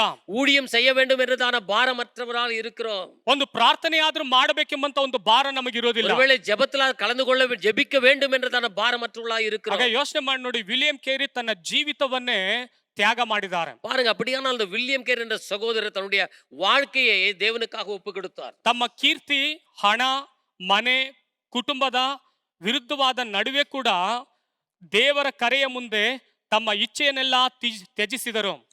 தன்னுடைய சொத்து பணம் ஆஸ்தி குடும்ப பிரச்சனை இவர்கள் மத்தியில் அவைகளெல்லாம் எடுத்து போட்டு தேவனுக்காக அவர் எழுந்து நின்றார். ನೋಡಿ, ಆತನ ಜೀವಿತದಲ್ಲಿ ದೇವರಿಗೋಸ್ಕರ ಇದೆಲ್ಲವನ್ನು ತಿರಸ್ಕಾರ ಮಾಡಿದ್ರು. தேவனுக்காக இந்த காரியங்கள் எல்லாம் அவர் தள்ளி விட்டு விட்டார். 1793ರಲ್ಲಿ ಅವರು ಭಾರತ ದೇಶಕ್ಕೆ ಮಿಷನರಿ ಆಗಿ ಹೋಗಬೇಕೆಂಬುದಾಗಿ ಅವರು ನಿರ್ಧರಿಸಿಕೊಂಡರು. 1793 வருடத்திலே அவர் பாரத தேசத்திற்காக இந்திய தேசத்திற்காக ஒரு மிஷனரி ஊழியத்திற்காக வர வேண்டும் என்று சொல்லி தீர்மானம் எடுத்தார். ಅವ್ರು ನೋಡಿ, ಕುಟುಂಬದಲ್ಲಿ ಅನೇಕ ತೊಂದರೆಗಳಿತ್ತು. அவருக்கு குடும்பத்தில் அநேக எதிர்ப்புகள் வந்தது. ಅದರ ನಡುವೆಯೂ ಭಾರತಕ್ಕೆ ಬಂದು ಕಲ್ಕತ್ತಾದಲ್ಲಿ ಅವರು ವಾಸ ಮಾಡಿದರು. இவைகள் எதிர்ப்புகள் மத்தியிலே கூட அவர் பாரத தேசத்திலே வந்து கல்கத்தா பகுதியிலே வந்து வாசித்துக் கொண்டிருந்தார். ಭಾರತದಲ್ಲಿ ವಿಲಿಯಂ ಕೇರಿಯ ಸೇವೆ ದೇವರ ಸಂಕಲ್ಪಕ್ಕೆ ತನ್ನನ್ನೇ ಸಮರ್ಪಿಸಿಕೊಂಡರು. இந்திய தேசத்துல வில்லியம் கேரி அவருடைய வாழ்க்கை தேவனுடைய தீர்மானத்துக்கு ஒப்பு கொடுக்கப்பட்டதா இருந்தது. ಸತ್ಯವೇದವನ್ನು ಅನೇಕ ಭಾರತೀಯ ಭಾಷೆಗೆ ಭಾಷಾಂತರಿಸುವುದಕ್ಕೆ ಪ್ರಾರಂಭಿಸಿದರು. அவர் இந்திய தேசத்தில் இருக்கிற அநேக பாஷைகளிலே அவர் பைபிளை மொழிபெயர்த்தார். 40ಕ್ಕೂ ಅಧಿಕವಾದ ಭಾಷೆಗಳನ್ನ ಕಲಿತು ಅವ್ರೇನ್ ಮಾಡಿದ್ರು? ಭಾಷಾಂತರಿಸಿದ್ದಾರೆ. 40க்கும் அதிகமான பாஷைகளை கற்று அவர் மொழிபெயர்த்துள்ளார். ಕನ್ನಡ, ಸಂಸ್ಕೃತ, ಬಂಗಾಳಿ, ತಮಿಳು, ತೆಲುಗು, ಹಿಂದಿ, ಮರಾಠಿ ಪ್ರತಿಯೊಂದು ಭಾಷೆಗಳನ್ನು ಕೂಡ ಅವರು ತರ್ಜಿಮೆ ಮಾಡಿ ಅವ್ರೇನ್ ಮಾಡಿದ್ರು? ಅನೇಕರಿಗೆ ಹೇಗಾದ್ರೂ ಈ ಒಂದು ಒಡಂಬಡಿಕೆ, ಹೊಸ ಒಡಂಬಡಿಕೆ ಅನೇಕ ಜನರಿಗೆ ಹೋಗಬೇಕೆಂಬುದಾಗಿ ಹೇಳಿ ಆ ಒಂದು ಪುಸ್ತಕಗಳನ್ನ ரச்சிசுவதற்கு ಪ್ರಾರಂಭಿಸಿದರು. அநேக மொழிகளிலே கன்னடம், சமஸ்கிருத், பெங்காலி, தமிழ், தெலுங்கு போன்றதான பாஷைகளில் புதிய ஏற்பாட்டை அவர் பிரிண்ட் செய்து அநேகர் எப்படியாவது சுவிசேஷம் பரவ வேண்டும் என்று சொல்லி அவர் விநியோகித்தார். ನೋಡಿರಿ, ಅವರು ತಮ್ಮ ಜೀವಿತದಲ್ಲಿ ಒಂದು ತೀರ್ಮಾನ ತೆಗೆದುಕೊಂಡರು. பாருங்க, அவர் தன்னுடைய வாழ்க்கையில் அவர் ஒரு தீர்மானத்தை எடுத்தார். ಆ ತೀರ್ಮಾನ ತೆಗೆದುಕೊಂಡಂತ ಮನುಷ್ಯನು ಅದನ್ನು ಬಿಟ್ಟು ಬಿಡಲಿಲ್ಲ. ಹಗಲು ರಾತ್ರಿ ಆತನು ಶ್ರಮ ಪಟ್ಟನು. அந்த எடுத்த தீர்மானத்தை அவர் பாதியிலே விட்டு விடாதபடி இரவும் பகலும் அதற்காக பிரயாசப்பட்டார். ಒಂದು ಭಾಷೆ ಕಲಿಯೋದಕ್ಕೆ ನಾವು ವರ್ಷಾನ್ಗಟ್ಲೆ ನಾವು ತಗೊಳ್ತೀವಿ. ஒரு பாஷை கற்றுக்கொள்ள வேண்டுமானால் வருட கணக்கில் நாம் பிரயாசப்பட வேண்டி இருக்கு. ಅದನ್ನ ನಾವು ಅನೇಕ ಓದೋದಕ್ಕೆ ಮಾಡೋದಕ್ಕೆ ಎಲ್ಲ ಮಾಡ್ತಾ ಇರ್ತೀವಿ. ಅದಕ್ಕಾக நாம் படிக்க எழுத ಅನೇಕ ಪ್ರಯಾಸಪಡುகிறோம். ಹಾಗಾದ್ರೆ ಇವರ ಜೀವಿತ ಕಾಲದಲ್ಲಿ 40ಕ್ಕಿಂತ ಅಧಿಕವಾದ ಭಾಷೆಗಳನ್ನ ಅವರು ಬರೆಯಲ್ಪಡಬೇಕಾದ್ರೆ ಎಷ್ಟು ಶ್ರಮ ಪಟ್ಟಿರುತ್ತಾರೆ. ಅವರು ನಿದ್ರೆ ಇಲ್ಲದ ಹಾಗೆ ಅನೇಕ ಕಾರ್ಯಗಳನ್ನ ಅವರು ಮಾಡಿರ್ತಾರೆ. பாருங்க, 40க்கும் அதிகமான பாஷைகளை கற்க வேண்டும் என்றால் எவ்வளவு ஒரு சிரமப்பட்டிருக்க வேண்டும். ಹಾಗಾದ್ರೆ ಇವತ್ತು ನಮ್ಮ ಜೀವಿತದಲ್ಲಿ ನಮ್ಮ ಕೈಗೆ ಕೊಡಲ್ಪಟ್ಟುವಂತ ಈ ಸತ್ಯವೇದವನ್ನು ಕುರಿತಾಗಿ ಅನುದಿನ ನಾವು ಓದ್ತಾ ಇದೀವಾ? ಯೋಚನೆ ಮಾಡಿ. ಅವರು ಶ್ರಮ ಪಟ್ಟಿರುವುದಕ್ಕಾಗಿ, ಅವರು ನಮಗಾಗಿ ಶುಭ ವರ್ತಮಾನ ಸಾರಬೇಕೆಂಬುದಾಗಿ ಹೇಳಿ ಸಾರಲ್ಪಟ್ಟಿರುವಂತ ಈ ಒಂದು ವಾರ್ತೆಗಳು ನಮ್ಮ ಜೀವಿತದಲ್ಲಿ ಕೈಕೊಂಡು ನಾವು ನಡೀತಾ ಇದೀವಾ? பாருங்க, அவரால் கொடுக்கப்பட்டதான இந்த பைபிளை இருக்கிற வசனங்களை நாம் அனுதினமும் படிக்கிறோமா? அவர் எடுத்த பிரயாசங்கள் என்னானது என்பதை யோசிக்க வேண்டும். ಇವತ್ತು ನಮ್ಮ ಕೈನಲ್ಲಿ, ಒಬ್ಬೊಬ್ಬರ ಕೈನಲ್ಲಿ ಒಂದು ಸತ್ಯವೇದ ಇದೆ ಅಂತ ಹೇಳಿದ್ರೆ ನಾವೆಷ್ಟು ಭಾಗ್ಯವಂತರು. ஒருவேளை இந்த நாளில கூட ஒவ்வொரு கையிலும் இந்த சத்தியவேதம் இருக்கிறதுனால நாம் எவ்வளவு பாக்கியவான். ಹಾಗಾದ್ರೆ ದೇವರ ಸಂಕಲ್ಪ ಒಬ್ಬ ಮನುಷ್ಯನ ಮುಖಾಂತರವಾಗಿ ಭಾರತ ದೇಶದಲ್ಲಿರುವಂತ ಎಲ್ಲಾ ಜನಾಂಗಗಳಿಗೆ ಒಂದು ಸತ್ಯವೇದ ಹೋಗಬೇಕಾದ್ರೆ ಸರ್ವಸಾಧಾರಣವಾದ ವಿಷಯ ಅಲ್ಲ. ಹಾಗ ಯೋಚನೆ ಮಾಡಿ ನೋಡಿ, ಆಗಿನ ಕಾಲದಲ್ಲಿ ಮುದ್ರಣನೂ ಇರಲಿಲ್ಲ, ಒಂದು ಪ್ರಿಂಟ್ ಮಾಡೋದಕ್ಕೆ ಯಾವುದೇ ರೀತಿಯಾದ ಮಿಷಿನ್ಗಳು ಇರಲಿಲ್ಲ. ಎಲ್ಲ ತರಬೇಕು, ಎಲ್ಲ ಮಾಡಬೇಕಾದ್ರೆ ಎಷ್ಟು ಪ್ರಯಾಸ ಪಟ್ಟಿರ್ತಾರೆ. ಅವ್ರು ಬರಿಬೇಕಾದ್ರೆ ರಾತ್ರಿ ಹಗಲು ಆ ಒಂದು ಪೆನ್ನಿನ ಒಂದು ಲೇಖನಿ ಇಟ್ಟುಕೊಂಡು ಎಷ್ಟೆಲ್ಲ ಬರೆದಿರ್ತಾರೆ. ಯೋಚನೆ ಮಾಡಿ ನೋಡಿ. ಇವತ್ತು ನಾವು ಸತ್ಯವೇದನ ಓದೋದಕ್ಕೆ ಹಿಂದೆ ಮುಂದೆ ನಾವು ನೋಡ್ತೀವಿ. பாருங்க, தேவன் ஒரு மனுஷனுடைய வாழ்க்கையிலே வைத்த தீர்மானத்தை நிமித்தமாக இந்த நாளில் அநேக பாஷையில் இந்த பைபிள் பிரிண்ட் செய்யப்பட்டு கொடுக்கப்பட்டிருக்கிறது. அந்த நாட்களில் பார்க்கும்போது எந்த ஒரு மிஷினும் இல்லை, எந்த ஒரு பிரிண்ட் செய்ய எந்த ஒரு ஏதுவான காரியங்களும் இல்லாத போது மையினால எழுதப்பட்டு அநேகருக்கு அது விநியோகிக்கப்பட்டிருக்கிறது. ಅಲ್ಲಿ ನೋಡಿ, ಶಾಲೆ ಕೂಡ ಇರಲಿಲ್ಲ. அந்த இடத்துல பள்ளிகள் கூட இல்லை. ಅವರು ಶಾಲೆಗಳನ್ನ ಪ್ರಾರಂಭಿಸಿದರು. அந்த இடத்துல ஒரு பள்ளிக்கூடங்களை ಪ್ರಾರಂಭಿத்தார். ಅಲ್ಲಿ ಸತಿ ಪದ್ಧತಿ ವಿರುದ್ಧವಾದ ಕಾರ್ಯಗಳಿತ್ತು. ஜாதி முறைகளை அந்த இடத்துல ಕಾಣப்பட்டது. ಅಲ್ಲಿ ಹೋರಾಡಿದರು. ಅದಕ್ಕಾக அவர் போராடினார். ನೋಡಿರಿ, ಎಲ್ಲೋ ಇದ್ದಂತ ಒಬ್ಬ ಮನುಷ್ಯನು ನಮ್ಮ ಭಾರತ ದೇಶಕ್ಕೆ ಬಂದು ಇಷ್ಟೆಲ್ಲಾ ಕಾರ್ಯಗಳನ್ನು ಮಾಡಬೇಕಾದ್ರೆ ಅದು ಅವರ ಸಂಕಲ್ಪ ಅಲ್ಲ, ಅದು ದೇವರ ಸಂಕಲ್ಪವಾಗಿದೆ. பாருங்க, இந்த எல்லா காரியத்துக்காக எங்கோ இருந்ததா நம்ம மனுஷன் இந்திய தேசத்துக்காக வந்து போராட வேண்டும் என்றால் ಅದು ದೇವನುடைய ತೀರ್ಮಾನമായി இருக்கிறது. Hallelujah, hallelujah. ಹಾಗಾದ್ರೆ ಇವತ್ತು ನಮ್ಮ ಜೀವಿತದಲ್ಲಿ ಯೋಚನೆ ಮಾಡಿ ನೋಡಿ. ಅವ್ರು ಹೇಳ್ತಾರೆ, ಭಾರತ ದೇಶದ ಮೇಲೆ ವಿಲಿಯಂ ಕೇರಿ ಅವರಿಗಿದ್ದಂತ ಆತ್ಮದಾಹ ಆತನು ದೇವರ ಸಂಕಲ್ಪವನ್ನ ನೆರವೇರಿಸಿದನು. பாருங்க, அவருடைய வாழ்க்கையில இருந்ததான ஒரு தாகம் தேவனுடைய தீர்மானத்தை நிறைவேற்றத்தக்கதாக இருந்தது. ಭಾರತ ದೇಶದ ಮೇಲೆ ಇದ್ದಂತ ವಿಲಿಯಂ ಕೇರಿಗಿದ್ದಂತ ಆತ್ಮದಾಹ, ವಿಲಿಯಂ ಕೇರಿಯಲ್ಲಿ இருந்ததான இந்தியாவை குறித்துதான ஒரு தாகம். ಸತ್ಯವೇದದಲ್ಲಿ ದೇವರು ಎಲ್ಲಾ ಜನಾಂಗಗಳನ್ನು ಪ್ರೀತಿಸುತ್ತಾನೆ ಎಂಬಂತ ಆ ಒಂದು ಸತ್ಯವನ್ನ ಅರಿತುಕೊಂಡ ಮೇಲೆ ಅವ್ರೇನ್ ಮಾಡಿದ್ರು? ಉತ್ಸಾಹ ಭರಿತವಾಗಿ ಒಂದು ಕಾರ್ಯನ ಹೇಳ್ತಾರೆ. ಅವರು ಭಾರತವು ಕ್ರಿಸ್ತನ ರಕ್ತದಿಂದ தொழில்படಬೇಕು. பாருங்க, தேவன் எல்லா மொழிக்காரர்களையும் பாஷைக்காரர்களையும் அவர் சிநேகிக்கிறார் என்று சொல்லி அறிந்தவதனால எப்படியாவது பாரத தேசத்தில் இருக்கிற ஜனங்களை மீட்க வேண்டும் என்று சொல்லிதான் ஒரு தாகம் அவரில் காணப்பட்டது. ಅವರು ಉತ್ಸಾಹದಿಂದ ಈ ಕಾರ್ಯವನ್ನು ಬರೀತಾರೆ. ஒரு மிகவும் உற்சாகப்பட்டவராக இந்த காரியத்தில் அவர் ಭಾರತ தொடங்கினார். ದೇಶವಂತ ಕ್ರಿಸ್ತನ ರಕ್ತದಿಂದ ಇವರೆಲ್ಲರೂ ತೊಳೆಯಲ್ಪಡಬೇಕೆಂಬುದಾಗಿ ಬಯಸಿದರು. இயேசு கிறிஸ்துவினுடைய ரத்தத்தினால இந்திய தேசத்தில் இருக்கிற எல்லா ஜனங்கள் கழுவப்பட வேண்டும் என்ற ஒரு தாகம் அவரில் காணப்பட்டது. ಎರಡನೇದಾಗ ಅವ್ರು ಹೇಳ್ತಾರೆ, ಭಾರತದಲ್ಲಿರುವಂತ ಲಕ್ಷಾಂತರ ಜನರು ಪಾಪದಲ್ಲಿ ಜೀವಿಸುತ್ತಾ ಇದ್ದಾರೆ. ಅವರು ಜೀವಿತವನ್ನು ಅನ್ಯಾಯವಾಗಿ ಅವರು ಪಾಪ ಪರಂಪರೆಯಲ್ಲಿ ಅಜ್ಞಾನದಲ್ಲಿಯೂ ಜೀವಿಸುತ್ತಾ ಇದ್ದಾರೆ. ಇವರು ಹೇಗಾದ್ರೂ ಇವರು ಅಂಗೀಕರಿಸಿಕೊಳ್ಳಬೇಕು, ದೇವರನ್ನ ರಕ್ಷಣೆಯನ್ನ ಹೊಂದಿಕೊಳ್ಳಬೇಕೆಂಬುದಾಗಿ ಹೇಳಿ ಅವರು ಕೆಳಮಟ್ಟದವರೆಗೂ ತನ್ನನ್ನು ತಾನು ತಗ್ಗಿಸಿಕೊಂಡು ಹೃದಯದವರೆಗೂ ಅವ್ರೇನ್ ಮಾಡಿದ್ರು, ಈ ಕಾರ್ಯವನ್ನು ಬರೆಯುವುದಕ್ಕೆ ಪ್ರಾರಂಭಿಸಿದರು. இந்திய தேசத்தில் இருக்கிறதான ஜனங்கள் பாவத்திலே மரித்து போகாதபடிக்கு தன்னை தரைமட்டமாக தாழ்த்திக் கொண்டு இந்த காரியத்திலே தன்னை ஈடுபடுத்திக் கொண்டார். ಈ ದಾಹದಿಂದ ತನ್ನ ಸಂಪೂರ್ಣವಾದ ಜೀವನವನ್ನೇ ಭಾರತಕ್ಕಾಗಿ ಸಮರ್ಪಿಸಿಕೊಂಡರು. தன்னுடைய முழு வாழ்க்கையை அவர் என்ன பண்ண நம்முடைய ஜனங்களுக்காக அவர் ஒப்பு கொடுக்கவராக காணப்பட்டார். ಅವರ ಶರೀರದಲ್ಲಿ ಅನೇಕ ಕಾಯಿಲೆಗಳು ಉಂಟಾಯಿತು. அவருடைய சரீரத்துல அநேக வியாதிகளோடு கூட ಅದರ காணப்பட்டார். ತೊಂದರೆಯ ಮಧ್ಯದಲ್ಲಿಯೂ ಕೂಡ, அவர்களுக்குள்ளாக ಹಣದ ಕೊರತೆಯ ಮಧ್ಯದಲ್ಲೂ ಕೂಡ, பண குறைகள் இருக்கும்போது கூட ಧೈರ್ಯವಿಟ್ಟು ಅವರು ಸೇವೆ ಮಾಡುವುದಕ್ಕೆ ಪ್ರಾರಂಭಿಸಿದರು. அந்த ஊழியத்தில் அவர் தைரியமாக முன் சென்றார். ಇವತ್ತಿನ ದಿನದಲ್ಲಿ ನಮ್ಮ ಜೀವಿತದಲ್ಲಿ ಯೋಚನೆ ಮಾಡಿ ನೋಡಿ, ನಮಗೆ ಯಾರಾದರೂ ಅಕ್ಕಪಕ್ಕದಲ್ಲಿ ವಿರುದ್ಧವಾಗಿದ್ರೆ ನೆಕ್ಸ್ಟ್ ನಾವೇನ್ ಮಾಡ್ತೀವಿ, ಯೇಸು ಸ್ವಾಮಿನ ಅಂಗೀಕರಿಸಿಕೊಳ್ಳೋದಕ್ಕೂ ದೇವರ ಆಲಯಕ್ಕೆ ಬರೋದಕ್ಕೂ ಹಿಂದೆ ಮುಂದೆ ನೋಡೋದಕ್ಕೆ ಪ್ರಾರಂಭಿಸ್ತೀವಿ. நம்முடைய வாழ்க்கையில பக்கத்தில் இருக்கிற ஒருவேளை நமக்கு விரோதமாக எழும்பினால் உடனே நாம் என்ன பண்றோம், தேவனை மறுதலிக்கிறவராக காணப்படுகிறோம். ಅಲ್ಲೇನಾದ್ರೂ ಟ್ಯಾಕ್ಸ್ ಮಿನಿಸ್ಟ್ರಿ ಮಾಡ್ತಾ ಇದ್ರೆ, ಇವ್ರೇನೋ ಮತಾಂತರ ಮಾಡ್ತಾ ಇದೆ ಅಂತ ಹೇಳಿದ ತಕ್ಷಣ ಆ ಸ್ಥಳದಲ್ಲಿ ಏನ್ ಮಾಡ್ತೀವಿ, ಅದನ್ನ ಬಿಟ್ಟು ಓಡೋದಕ್ಕೆ ಪ್ರಾರಂಭಿಸ್ತೀವಿ. அந்த இடத்துல டாக்ஸ் மினிஸ்ட்ரி செய்கிற போது அந்த இடத்துல ஒருவேளை நமக்கு எதிர்ப்பு வருகிற போது அதை விட்டு ஓடுகிறோம். ಒಂದು ವೇಳೆ ಆಸ್ಪತ್ರೆಯಲ್ಲಿ ಹೋಗಿ ನಾವು ಪ್ರಾರ್ಥನೆ ಮಾಡ್ತಾ ಅಲ್ಲಿ ಯಾರಾದ್ರೂ ವಿರುದ್ಧವಾಗಿದ್ರೆ ಅಲ್ಲೂ ಕೂಡ ನಾವೇನ್ ಮಾಡ್ತೀವಿ, ಪ್ರಾರ್ಥನೆ ಮಾಡೋದನ್ನ ಬಿಟ್ಟು ಹಾಗೆ ನಾವು ಓಡೋದಕ್ಕೆ ಪ್ರಾರಂಭಿಸ್ತೀವಿ. ஆஸ்பத்திரியில போய் ஜெபிக்கிற போது விரோதமான காரியங்கள் எழுகிற போது அந்த இடத்தை விட்டு நாம் அப்படியாக அப்புறப்படுத்தப்படுகிறோம். ಆದ್ರೆ ದೇವರ ಸಂಕಲ್ಪ ಏನೆಂಬುದಾಗಿ ಮನುಷ್ಯನು ಅರಿಯದೇ ಇರುವಾಗ ಇಂಥ ಕಾರ್ಯಗಳನ್ನು ತಮ್ಮ ಜೀವಿತದಲ್ಲಿ ಕೈಗೊಳ್ಳುತ್ತಾರೆ. தேவனுடைய தீர்மானம் ஒரு மனுஷன் அறியாதபடிக்கு இப்படிப்பட்ட காரியங்களை அவன் வாழ்க்கையில் நடைபெறுகிறது. ನೋಡಿರಿ, ವಿಲಿಯಂ ಕೇರಿಯ ಒಂದು ಸರಳವಾದ ಜೀವನ ಒಂದು ಶೈಲಿ ಏನಂತ ಹೇಳಿದ್ರೆ, ದೇವರ ಚಿತ್ತದ ಸಂಕಲ್ಪವನ್ನು ಹೇಗಾದರೂ ನೆರವೇರಿಸಬೇಕೆಂಬುದಾಗಿ. அவர் வாழ்க்கையில இருக்கிறதான எடுத்த தீர்மானம் எப்படியாவது தேவனுடைய தீர்மானத்தை அவர் கொண்டு வர வேண்டும் என்று சொல்லி ಅವರು ದೇವರ ವಾಕ್ಯದಲ್ಲೆಲ್ಲ ಕಂಡುಕೊಂಡಿದ್ದೇನಂತ ಹೇಳಿದ್ರೆ, ಎಲ್ಲಾ ಜನಾಂಗಗಳಿಗೂ ಸುವಾರ್ತೆ ತಲುಪಬೇಕೆಂಬುದಾಗಿ ತೀರ್ಮಾನಿಸಿದರು. அந்த வசனங்களை அவர் தெரிந்து கொண்டதான ஒரு முக்கியமான ஒரு காரியம், எல்லா ஜனங்களுக்கு எப்படியாவது சுவிசேஷம் பரவ வேண்டும் என்றதான காரியம். ಆತ್ಮದಾಹವು ಅವರಲ್ಲಿ ಉಂಟಾಗುವುದಕ್ಕೆ ಪ್ರಾರಂಭವಾಯಿತು. இப்படியான ஒரு தாகம் ಅವರಲ್ಲಿ ஒரு ஆவிக்குரிய காரியங்களில் வெளிப்பட்டு கொண்டிருந்தது. ಅವರು ಭಾರತ ದೇಶಕ್ಕೆ ಒಬ್ಬ ದೂತನಂತೆ ಬಂದರು. அவர் இந்திய தேசத்துக்கு ஒரு தூதனை போல அவர் கடந்து வந்தார். ಸತ್ಯವೇದವನ್ನ ಭಾಷಾಂತರ ಮಾಡಿದರು. இந்த வேதத்தை அவர் மொழிபெயர்த்தார். ಶಿಕ್ಷಣವನ್ನು ಏರ್ಪಡಿಸಿದರು. அவர் பள்ளிகளை சாலைகளையும் உண்டாக்கினார். ಸಮಾಜ ಸುಧಾರಣೆಯನ್ನು ಮಾಡುವುದಕ್ಕೆ ಪ್ರಾರಂಭಿಸಿದರು. ಸಮುದಾಯத்தில் ஒரு பெரிய ஒரு மாற்றத்தை கொண்டு வந்தார். ಮತ್ತು ಸತಿ ಪದ್ಧತಿಯನ್ನ ನಿರ್ಮೂಲ ಮಾಡುವುದಕ್ಕೆ ಅನೇಕ ಕಾರ್ಯಗಳನ್ನು ಮಾಡಿದರು. அந்த ஜாதி இருக்கிற கிரியைகளை அவர் ಅದಕ್ಕಾக போராடுவராக ಅವರು ಇದ್ದಂತ ಕಾಲದಲ್ಲಿ ಪವಿತ್ರವಾದ ಕೆಲಸವನ್ನು ಮಾಡುವುದಕ್ಕೆ ಪ್ರಾರಂಭಿಸಿದರು. அவர் வாழ்ந்ததான ಕಾಲದಲ್ಲಿ ಪರಿಶುದ್ಧமான ಅನೇಕ ಕಾರ್ಯங்களை அவர் வெளிப்படுத்தி ಇವತ್ತು ನಮ್ಮ ಜೀವಿತದಲ್ಲಿ ಆ ಪವಿತ್ರವಾದ ಕೆಲಸವನ್ನು ನಾವು ಮಾಡ್ತಾ ಇದ್ದೀವಾ? இந்த நாளில கூட அந்த பரிசுத்தமான காரியங்களை நம்ம செய்து கொண்டிருக்கிறோம். ಎಲ್ಲೋ ಇದ್ದಂತ ಒಬ್ಬ ಮನುಷ್ಯನಿಗೆ ಆ ದಾಹ ಇದೆ. எங்கோ இருந்ததான ஒரு மனுஷனுக்கு அந்தபடியான தாகம் இருந்தது. ನೋಡಿ, ಇಷ್ಟು ಜನ ನಾವು ಸೇರ್ಬೇಕಾದ್ರೆ ಅವರು ಅವತ್ತಿನ ದಿನದಲ್ಲಿ ಪಟ್ಟಂತ ಪ್ರಯಾಸ, இத்தனை ஜனங்களை இந்த நாளில கூடி வருவதற்கு காரணம் அந்த நாளில் அவர் எடுத்ததான முயற்சி, ಆ ದಿನದಲ್ಲಿ ಅವರು ತೆಗೆದುಕೊಂಡಂತ ತೀರ್ಮಾನ, அந்த நாளில் அவர் எடுத்துக்கொண்டதான ஒரு தீர்மானம். ಒಂದು ವೇಳೆ ಅವರು ಭಾರತ ದೇಶಕ್ಕೆ ಬಂದು ಒಂದು ಸುವಾರ್ತೆಯನ್ನು ಕುರಿತು ಬರೆಯದೆ ಹೋಗಿರುವುದಾದ್ರೆ, ಇವತ್ತಿನ ದಿನ ಸತ್ಯವೇದವನ್ನು ಕುರಿತು ನಮಗೆ ಗಂಧವಿಲ್ಲದವರಾಗಿ ನಾವಿರುತ್ತಾ ಇದ್ದೋ. ஒருவேளை அவர் வராதபடிக்கு, அவர் சுவிசேஷத்தை எழுதாதபடி இருந்தால் அந்த வசனத்தினுடைய ஒரு வாசனை ನಾವು அறியாதவளாಗಿ இருக்கிறோம். ಇಷ್ಟೆಲ್ಲ ಪ್ರಯಾಸ ಪಟ್ಟಂತ ಆ ಮನುಷ್ಯನು ನಮ್ಮ ಜೀವಿತದಲ್ಲಿ ನಾವು ದೇವರ ಸಂಕಲ್ಪ ಏನೆಂಬುದಾಗಿ ನಾವು ಅರಿಯದೇ ಇದ್ದೇವೆ.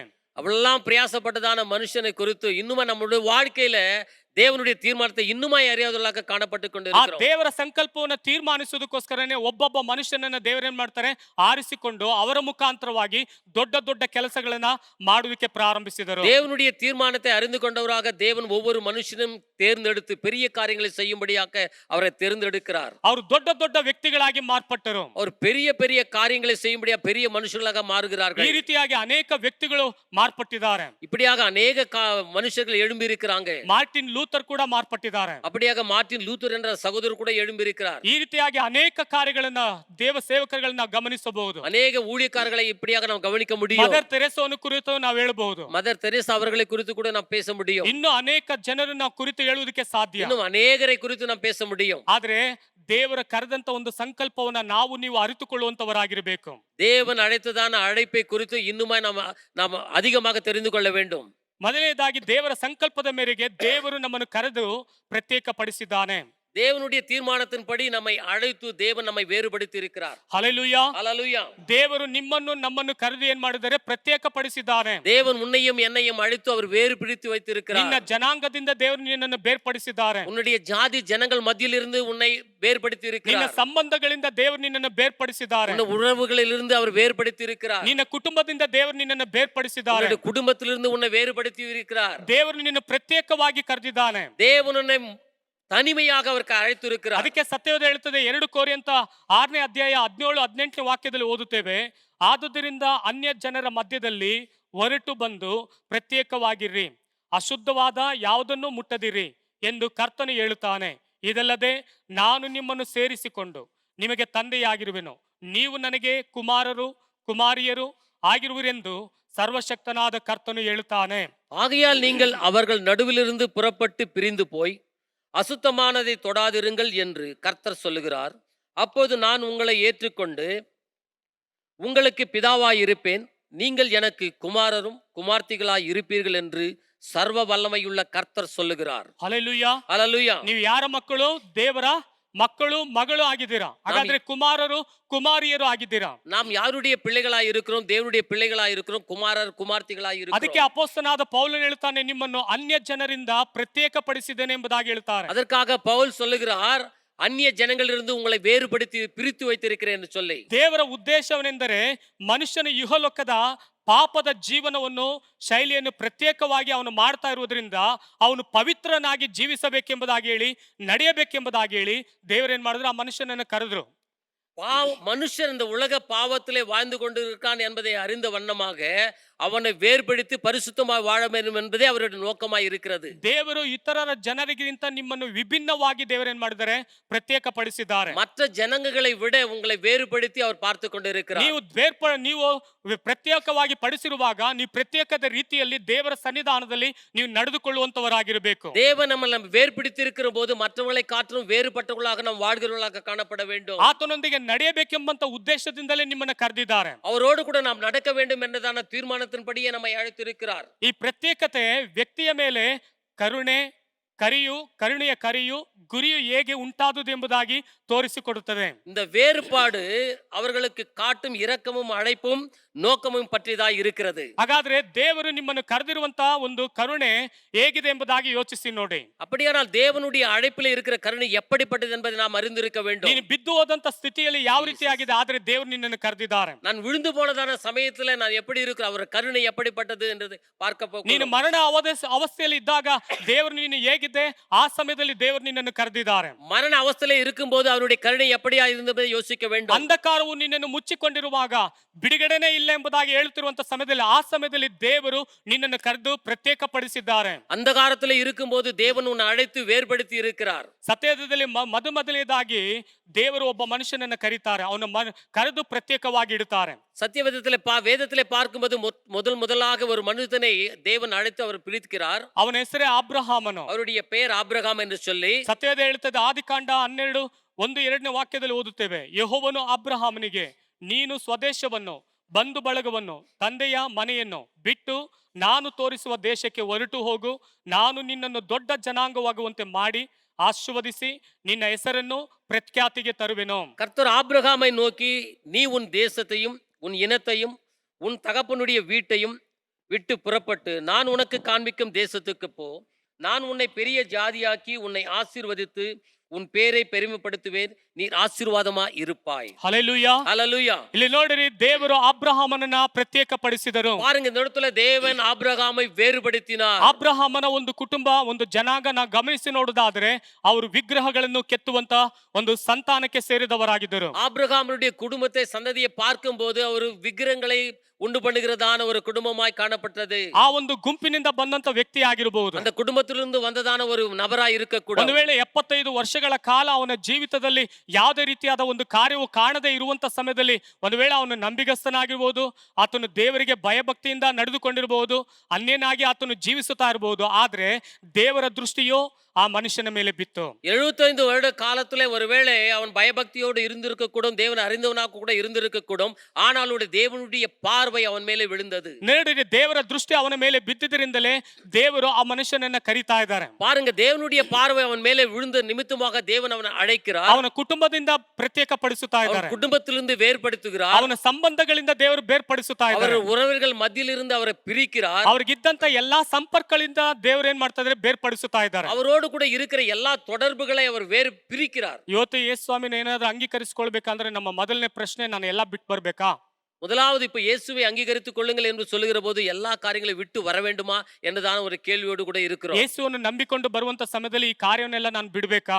இயேசுவை நம்பிக்கொண்டு வருகிறதான அந்த வேளையில இந்த காரியங்களை நான் விட்டு விட வேண்டுமா? ಆದ್ರೆ ಅಬ್ರಹಾಮನು ಎಲ್ಲವನ್ನು ಬಿಟ್ಟು ಬಂದನು. ஆனால் ஆபிரகாம் எல்லா காரியங்களையும் விட்டு வந்தவனாய் ತನ್ನ காணப்பட்டான். ತಂದೆ ತಾಯಿನ ಬಿಟ್ಟು ಬಂದನು. தாய் தகப்பனை விட்டு வந்தவன், ತನ್ನ ಸಂಬಂಧವನ್ನು ಬಿಟ್ಟು ಬಂದನು. உறவை விட்டு வந்தவன், ತನ್ನ ಭಾಷೆ, ತನ್ನ ದೇಶ ಎಲ್ಲವನ್ನು ಬಿಟ್ಟು ಬಂದವನು. தன்னுடைய பாஷக்காரர்களை, தன்னுடைய தேசத்தை எல்லாவற்றையும் விட்டு வந்தவனாய் ಯಾಕೆಂತ ಹೇಳಿದ್ರೆ இருக்கிறான். ದೇವರು ಆ ಮನುಷ್ಯನನ್ನ ಪ್ರತ್ಯೇಕಪಡಿಸಿದ್ದಾರೆ. ஏனென்றால் தேவன் அவனை வேறு பிடித்து வைத்தார். ನೋಡ್ರಿ, ಯಾಂತಕ್ಕೋಸ್ಕರ ಪ್ರತ್ಯೇಕಪಡಿಸಿದರೆ ಅವನ ಹೆಸರು ಪ್ರಖ್ಯಾತಿಗೆ ತರುವುದಕ್ಕೋಸ್ಕರ. எதுக்காக அவர் வேறு பிடித்தார் என்றால் அவன் பேரை பெருமைப்படுத்தும்படிக்கு, ಅವನ ಹೆಸರು ಪ್ರಸಿದ್ಧಿಗೊಳ್ಳುವುದಕ್ಕೋಸ್ಕರ, அவனுடைய பேரை பெருமைப்படுத்தும்படிக்கு, ಅವನಿಂದ ಒಂದು ದೊಡ್ಡ ಜನಾಂಗವಾಗುವುದಕ್ಕೋಸ್ಕರ, அவன் மூலமாக ஒரு பெரிய ஜாதி உருவாக வேண்டும் என்று சொல்லி, ದೇವರಿಗೆಂದು ಒಂದು ತನಗೆಂದು ಒಂದು ಜನಾಂಗವನ್ನು ಉಂಟು ಮಾಡುವುದಕ್ಕೋಸ್ಕರ ಒಬ್ಬ ಮನುಷ್ಯನನ್ನ ದೇವರು ಆರಿಸಿಕೊಂಡರು. தனக்காக ஒரு பெரிய ஒரு ஜனங்கள் உண்டாக வேண்டும், குரூப் உண்டாக வேண்டும் என்று சொல்லி அவனை தெரிந்தெடுத்தார். ಆದುದರಿಂದಲೇ ಪ್ರೀತಿಯುಳ್ಳ ದೇವಜನ, ನಿಮ್ಮನ್ನು ಕೂಡ ದೇವರು ಎಂತಕ್ಕೆ ಆರಿಸಿಕೊಂಡಿದ್ದಾರೆ ಅಂತ ಹೇಳಿದ್ರೆ, ನಿಮ್ಮಿಂದ ಒಂದು ಜನಾಂಗ ಉಂಟಾಗುವುದಕ್ಕೋಸ್ಕರನೇ ದೇವರು ನಿಮ್ಮ ಕುಟುಂಬದಿಂದ ಆರಿಸಿಕೊಂಡಿದ್ದಾರೆ. ஏன் இந்த நாளில கூட நம்மை தெரிந்தெடுக்கிறார், பிரித்தெடுக்கிறார் என்பதை பார்க்கும்போது நம் மூலமாக கூட ஒரு பெரிய ஜாதி உருவாக வேண்டும் என்று சொல்லி, ಅಬ್ರಹಾಮನು ದೇವರಿಂದ ಪ್ರತ್ಯಕ್ಷಿಸಲ್ಪಟ್ಟು ಆತನು ದೇವರ ಕರುವಿಕೆಗೆ ಏನ್ ಮಾಡಿದನು, ಕಿವಿಗೊಡುವುದಕ್ಕೆ ಪ್ರಾರಂಭಿಸಿದನು. தேவனிந்த ஜனங்களிலிருந்து பிரிக்கப்பட்டவனாக தேவனுடைய சித்தத்துக்கு தன்னை ஒப்பு கொடுத்தவனாக காணப்பட்டான். ನೋಡಿದ್ರೆ ಅವನು ಪ್ರತ್ಯೇಕ ಪಡಿಸಿದ ಮಾತ್ರವಲ್ಲ, அவன் வேறுபடுத்தது மட்டுமல்ல, ಸತ್ಯವೇದ ಹೇಳುತ್ತದೆ, ಇಬ್ರಿಯ ಬರೆದ ಪತ್ರಿಕೆ 11:8 ವಾಕ್ಯದಲ್ಲಿ ನಾವು ಓದುತ್ತೇವೆ, ನಂಬಿಕೆಯಿಂದಲೇ ಅಬ್ರಹಾಮನು ಕರೆಯಲ್ಪಟ್ಟು ಕೂಡಲೇ ಕರೆದಾತನ ಮಾತನ್ನು ಕೇಳಿ ತಾನು ಬಾಧ್ಯನಾಗಿ ಹೊಂದಬೇಕಾಗಿದ್ದ ಸ್ಥಳಕ್ಕೆ ಹೊರಟು ಹೋದನು. ತಾನು ಹೋಗಬೇಕಾದ ಸ್ಥಳವು ಯಾವುದೆಂದು ತಿಳಿಯದೆ ಹೊರಟನು ಎಂಬುದಾಗಿ ಸತ್ಯವೇದದಲ್ಲಿ ಓದುತ್ತೇವೆ. விசுவாசத்தினால ஆபிரகாம் தான் சுதந்திரமாக பெறப்போகிற இடத்துக்கு போகும்படி அழைக்கப்பட்ட போது கீழ்ப்படிந்து தான் போகும் இடம் இன்னதென்று அறியாமல் புறப்பட்டு போனான். ನಿಮ್ಮನ್ನು ಕರೆದಿರುವುದು ಪ್ರತ್ಯೇಕವಾಗಿ ಇಡುವುದಕ್ಕೋಸ್ಕರ, நம்மை அழைத்திருப்பது வேறுபடுத்தி வைப்பதற்காக, ನಿಮ್ಮನ್ನು ಅನೇಕ ಕಾರ್ಯಗಳಿಗೆ ದೇವರು ಪ್ರತ್ಯೇಕಪಡಿಸಿಟ್ಟಿದ್ದಾರೆ. ಅನೇಕ ವಿಷಯங்களுக்காக, ಕಾರ್ಯங்களுக்காக ನಮ್ಮ ದೇವನ್ ತನಿಮೆಪಡಿಸಿ வைத்திருக்கிறார். ಆದ್ರೆ ಇವತ್ತು ದೇವರು ನಮಗೆ ಎಂತಕ್ಕೆ ಪ್ರತ್ಯೇಕಪಡಿಸಿದ್ದಾರೆ ಎಂಬುದಾಗಿ ನಾವು ಅರಿಯದೇ ಇದ್ದೇವೆ. நம்ம ஏன் தேவன் தனிமைப்படுத்தி வேறுபடுத்தி வைத்திருக்கிறார் என்பதை அறியாதபடி இருக்கிறோம். ಎಲ್ಲಾ ಜನಾಂಗಗಳಿಗಿಂತ ನೀವು ಉನ್ನತರಾಗಿರಬೇಕೆಂಬುದಕ್ಕೋಸ್ಕರ, எல்லா ஜாதி ஜனங்களை காட்டிலும் உன்னதமாக இருக்க வேண்டும் என்று சொல்லி, ಎಲ್ಲರಿಗಿಂತ ನೀವು ಮೇಲ್ಮೆಯಾಗಿರಬೇಕೆಂಬುದಕ್ಕೋಸ್ಕರ, ಎಲ್ಲರೂ ಕಾಟಿலும் மேன்மையா இருக்க வேண்டும் என்று சொல்லி, ಎಲ್ಲರಿಗಿಂತಲೂ ನೀವು ಆಶೀರ್ವಾದವಾಗಿರಬೇಕೆಂಬುದಕ್ಕೋಸ್ಕರ, காரியத்திலும் ஆசீர்வாதமாய் இருக்க வேண்டும் என்று, ಸೇವೆಯಲ್ಲಿ ಅಭಿವೃದ್ಧಿಗೊಳ್ಳುವುದಕ್ಕೋಸ್ಕರ, ஊழியத்திலே பெருக வேண்டும் என்று சொல்லி, ಕರೆಯಲ್ಪಟ್ಟಿರುವವನಿಗೆ ನಂಬಿಗಸ್ತನಾಗಿರುವುದಕ್ಕೋಸ್ಕರ, அழைக்கப்பட்டவர்களுக்கு உண்மையா இருக்க வேண்டும் என்று சொல்லி, ಕರೆಯಲ್ಪಟ್ಟಾತನಿಗೆ ನಿಜಸ್ಥರಾಗಿ ನೀವು ನಡೆದುಕೊಳ್ಳುವುದಕ್ಕೋಸ್ಕರ, அழைக்கப்பட்டவர்களுக்கு உண்மை உள்ளவனாய் இருக்க வேண்டும் என்று ಆದ್ರೆ சொல்லி, ಇವತ್ತು ನಾವು ಕರೆಯಲ್ಪಟ್ಟುವಂತ ಕರುವಿಕೆಯನ್ನು ಕುರಿತಾಗಿ ನಮಗೊಂದು ಸ್ವಲ್ಪ